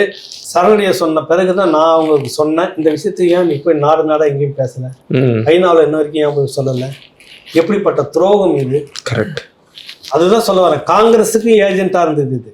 உடனே ஒரு குழு போட்டாங்க, இதே போல ஒரு குழு போட்டு இலங்கைக்கு போய் பேசி அன்னைக்கு முதன்மையாக போனது யாரு? கனிமொழி. அதுதான் சொல்ல வரேன், ஒரு ஏஜென்ட்னு சொல்ல வரேன். புரியுது இல்லை? காங்கிரஸுக்கு ஏஜென்ட் வேலை பார்த்தாங்க, இப்போ மோடிக்கும் ஏஜென்ட் வேலை பார்க்குறாங்க. அதனால தான் கட்சி அவங்க கிட்ட போக போகுதுன்றதையும் சொல்ல வரேன். சரி, பொறுத்திருந்து பார்க்கலாம். ஒரு தமிழர் தலைமையில திமுக வரப்போதா? யார் சொன்னது? தமிழர். ஆமா, அக்கா கனிமொழி தமிழர் இல்லையா? எப்படி தேர்தல் காலத்துல வந்து பனைமரத்தை இதா வைக்கிறது, அதுக்கு முடிஞ்ச உடனே பெரியார் படத்தை வைக்கிறதா? இது அது நல்ல ஐடியா. புரியுதுல்ல? அதுக்கு அடுத்தது என்னன்னா, இந்த பக்கம் சீமான் மனைவி மட்டும் அவ அப்பா காளிமுத்து தமிழர், அது இல்லை அவங்க அம்மா தெலுங்கர், தெலுங்கரை கட்டிக்கிட்டு கொச்சப்படுத்தி பேசிட்டு இருக்கிறது நீங்க தான் பேசுறீங்க. திடல் கோஷ்டிங்க, கரெக்டா? சாரி, மடாதிபதிகள் கோஷ்டிங்க, கருப்பு மடாதிபதி அவங்க கோச்சிட்டு போறாங்க. கருப்பு மடாதிபதி கோஷ்டிகள் பேசிட்டு இருக்கிறீங்க. இப்ப இங்க அப்பா யாரு? அப்பா தெலுங்கு. அப்புறம் அப்பா அவருடைய இதுதானே வரும், அது எப்படி தமிழச்சி ஆக முடியும்? என்ன கதை ஓடுறீங்க? தாய் வழி சமூகம் தானே? இல்லப்பா, அப்பாவுடைய இனிஷியல் தானே எல்லாருக்கும் வந்துட்டு இருக்குது. கனிமொழி கருணாநிதினு தானே வச்சுட்டு இருக்கீங்க. கனிமொழி ராசாத்தி அம்மாள் வைக்கிறோம் சொல்லுங்க, எங்க அப்பா பேர் தானே கூட வச்சுக்கிறோம். அப்ப எப்படிங்க எலெக்ஷன் டைம்ல எம்பி தேர்தலுக்கு மட்டும் தூத்துக்குடியை தேர்ந்தெடுத்து நிக்கிறாங்க? நான் அவங்களே சொல்றாங்க நம்ம இனத்தை சேர்ந்த. எப்படி முதல்ல நாடாரா வர முடியும் அப்படின்ற கேள்வி இருக்குது. சொன்ன அதையும் தான் ஒருத்தவங்க கேட்டாங்க, அதுக்கு பதிலே வரலையே. நீ எப்படி முதல்ல வர முடியும்? இந்த பக்கம் சீமானுக்கு பொருந்ததுன்னா இந்த பக்கம் கனிமொழி கருணாநிதிக்கும் பொருந்துமா இல்லையா? நீ எப்படி வர முடியும்? அதையும் தூத்துக்குடி, நீ சாதியை ஒழிக்கிற கட்சி நிற்கிறீங்க. தூத்துக்குடியில் மட்டும் ஏன் போய் நிற்கணும்? எங்க சாதி ஓட்டு அதிகமா இருக்கு, பணமரம். தூத்துக்குடி எதிர்த்து நாங்க போய் நின்னோம், களம் கண்டோம். எப்படி? அப்படிதான் நீங்க இல்ல, அந்த துப்பாக்கி சூட பத்தி எதுவும் பேசக்கூடாது, அசிங்கமா போயிட்டு இந்த தேர்தலுக்கு போங்க, அதுக்கு பதில் சொல்லுவாங்க. எங்க போயிட போகுது, எல்லாம் இங்கதானே இருக்குது, பார்க்க போறோம். என்னங்க டப்புன்னு ஏஜென்ட் என்ன அப்படிங்க? நான் பயந்துட்டேன். நான் என்னப்பா சொன்னது தப்பா இருக்குன்னா வழக்கு போடுங்க. ஏன் ஒரு கவிஞர், ஒரு நாடாளுமன்ற உறுப்பினர், கவிஞரா? அதையும் சொல்லிடுறேன். முன்னாள் முதல்வரோட வாரிசு. ஒரு கவிதை புத்தகம் அந்த அம்மா வெளியிட்டுச்சு. அப்போ நாங்கள் குங்குமத்தில் இருந்தப்ப எல்லாரும் நெருக்கமான பத்திரிக்கை சொல்கிறப்ப எனக்கும் சொன்னாங்க இந்த மாதிரி வாங்க. இப்போ சொன்னோன்னா ஏகலைவன் யாருன்னு தெரியாத கூட சொல்லலாம், விட்டுருங்க. எல்லாரும் போயிருந்தோம். ஜெயகாந்தன் இருக்கிறார்ல, அவருக்கு அப்போ தான் திமுக தான் கருணாநிதி ஹெல்ப் பண்ணி அப்போலோவில் ஹெல்ப் சேர்த்து பைபாஸ் சர்ஜரி பண்ணி 2-3 மாதம் ஓய்வுன்னு நினைக்கிறேன். அந்த நிலையில் அவர் கட்டாயப்படுத்தி பெருவருவன் கவிஞர்கள்லாம் வைரமுத்து அவங்க இவங்க எல்லாம் பெரும் ஆளுமைகள் இந்த ஒத்த கவிதை புத்தகத்தை வெளியிடுறது. பந்தாரி ஜெயகாந்தன் அந்த மனுஷனை பற்றி தான் தெரியுமே உங்களுக்கு. நெத்தி பொட்டில் அடித்து பேசுவார். இந்த உயிரை மீண்டும் மீட்டு கொடுத்தது கலைஞர் கருணாநிதி தான், அதை மறுப்பெல்லாம் இல்லை அப்படி இப்படின்னு சொல்லி முடிச்சுட்டு படிக்கிறேன் படிச்சுட்டே இருக்கிறேன். அது கவிதையானு இன்னும் விளங்கலன்னு என்ன இதுக்கு மேல நீ வந்து அதுக்குதான் எடுத்து கொடுத்தேன். அவர் மாட்டி விட்டுருக்கீங்க, எடுத்து கொடுத்தேன். இதோட இது முடியட்டும், அடுத்த வாரம் கச்சேரி வைக்கலாம்.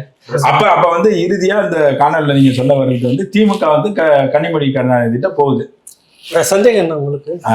கேட்டுக்கிட்டேன். நடக்கட்டும். மாப்பிள்ளை ஒரு பக்கம் முயற்சி ஆமா. செய்து கொண்டிருக்கிறார், நீங்க ஒரு பக்கம் சொல்றீங்க, பாப்போம் யார். பாக்கலாம். குரங்கு அப்ப தப்பிக்கிற கதையா எத்தனை பக்கம் பிரியுதுன்னு பார்க்கலாம். ஏதோ வந்து இந்த கல்யாண மாலையில உங்களுக்கு நல்ல புருஷனா அமையட்டும், நல்ல வரனா அமையட்டுன்ற மாதிரி முடிக்கிறீங்க. உண்மைதான் சார். ஒரு பக்கம் பிடிஆரும் அவருடைய அப்பா தயவுல தான் இவர் இங்க மாப்பிள்ளை ஆனாரு. இவங்க எல்லாம் சேர்ந்து திமுகவிலே முதலியாருக்கெல்லாம் ஆப்படிச்சு வெளியே அனுப்பிச்சிட்டு இருக்காங்க. அந்த கதை தெரியுமா?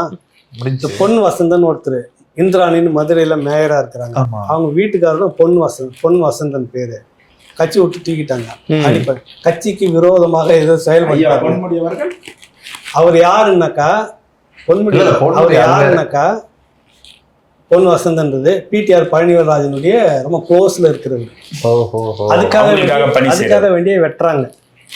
இந்த பக்கம் சபரீசனி ஒரு பக்கம் காயடிச்சு அப்படின்னு நகர்த்திட்டு இருக்கிறாங்க. அவரும் முன்னால முடிஞ்சதை பார்க்கலான்ற மாதிரி கனிமொழி கூட ரகசியமா கை கோத்துட்டு இருக்கிறாங்க. அரசியல் யாருக்கு வேலை செய்யுதுன்னு தெரியல தம்பி. அந்த பேனா வேலை செய்தனாவே தெரியல தம்பி. வேலை செய்யுது, செய்தா வேலை செய்யறதுனாலதான் கால்வெல்லாம் நம்ம கண்ணு முன்னாடி வந்துட்டு போறாங்க. பார்க்கலாம் நம்ம அடுத்தது என்ன நடக்குதுன்னு. கடைசியா ஒரு வேண்டுகோள், இப்படி முடிஞ்சதுக்கு பிறகு அந்த பக்கம் போய் பிரஸ் மீட் வச்சு என்னை அடிக்க பார்த்தார்கள், பாட்டிலால் என்னை தூக்கி வீசினார்கள் இவர்கள் அப்படின்னு சொல்லி இழிக்கூடாதீங்க.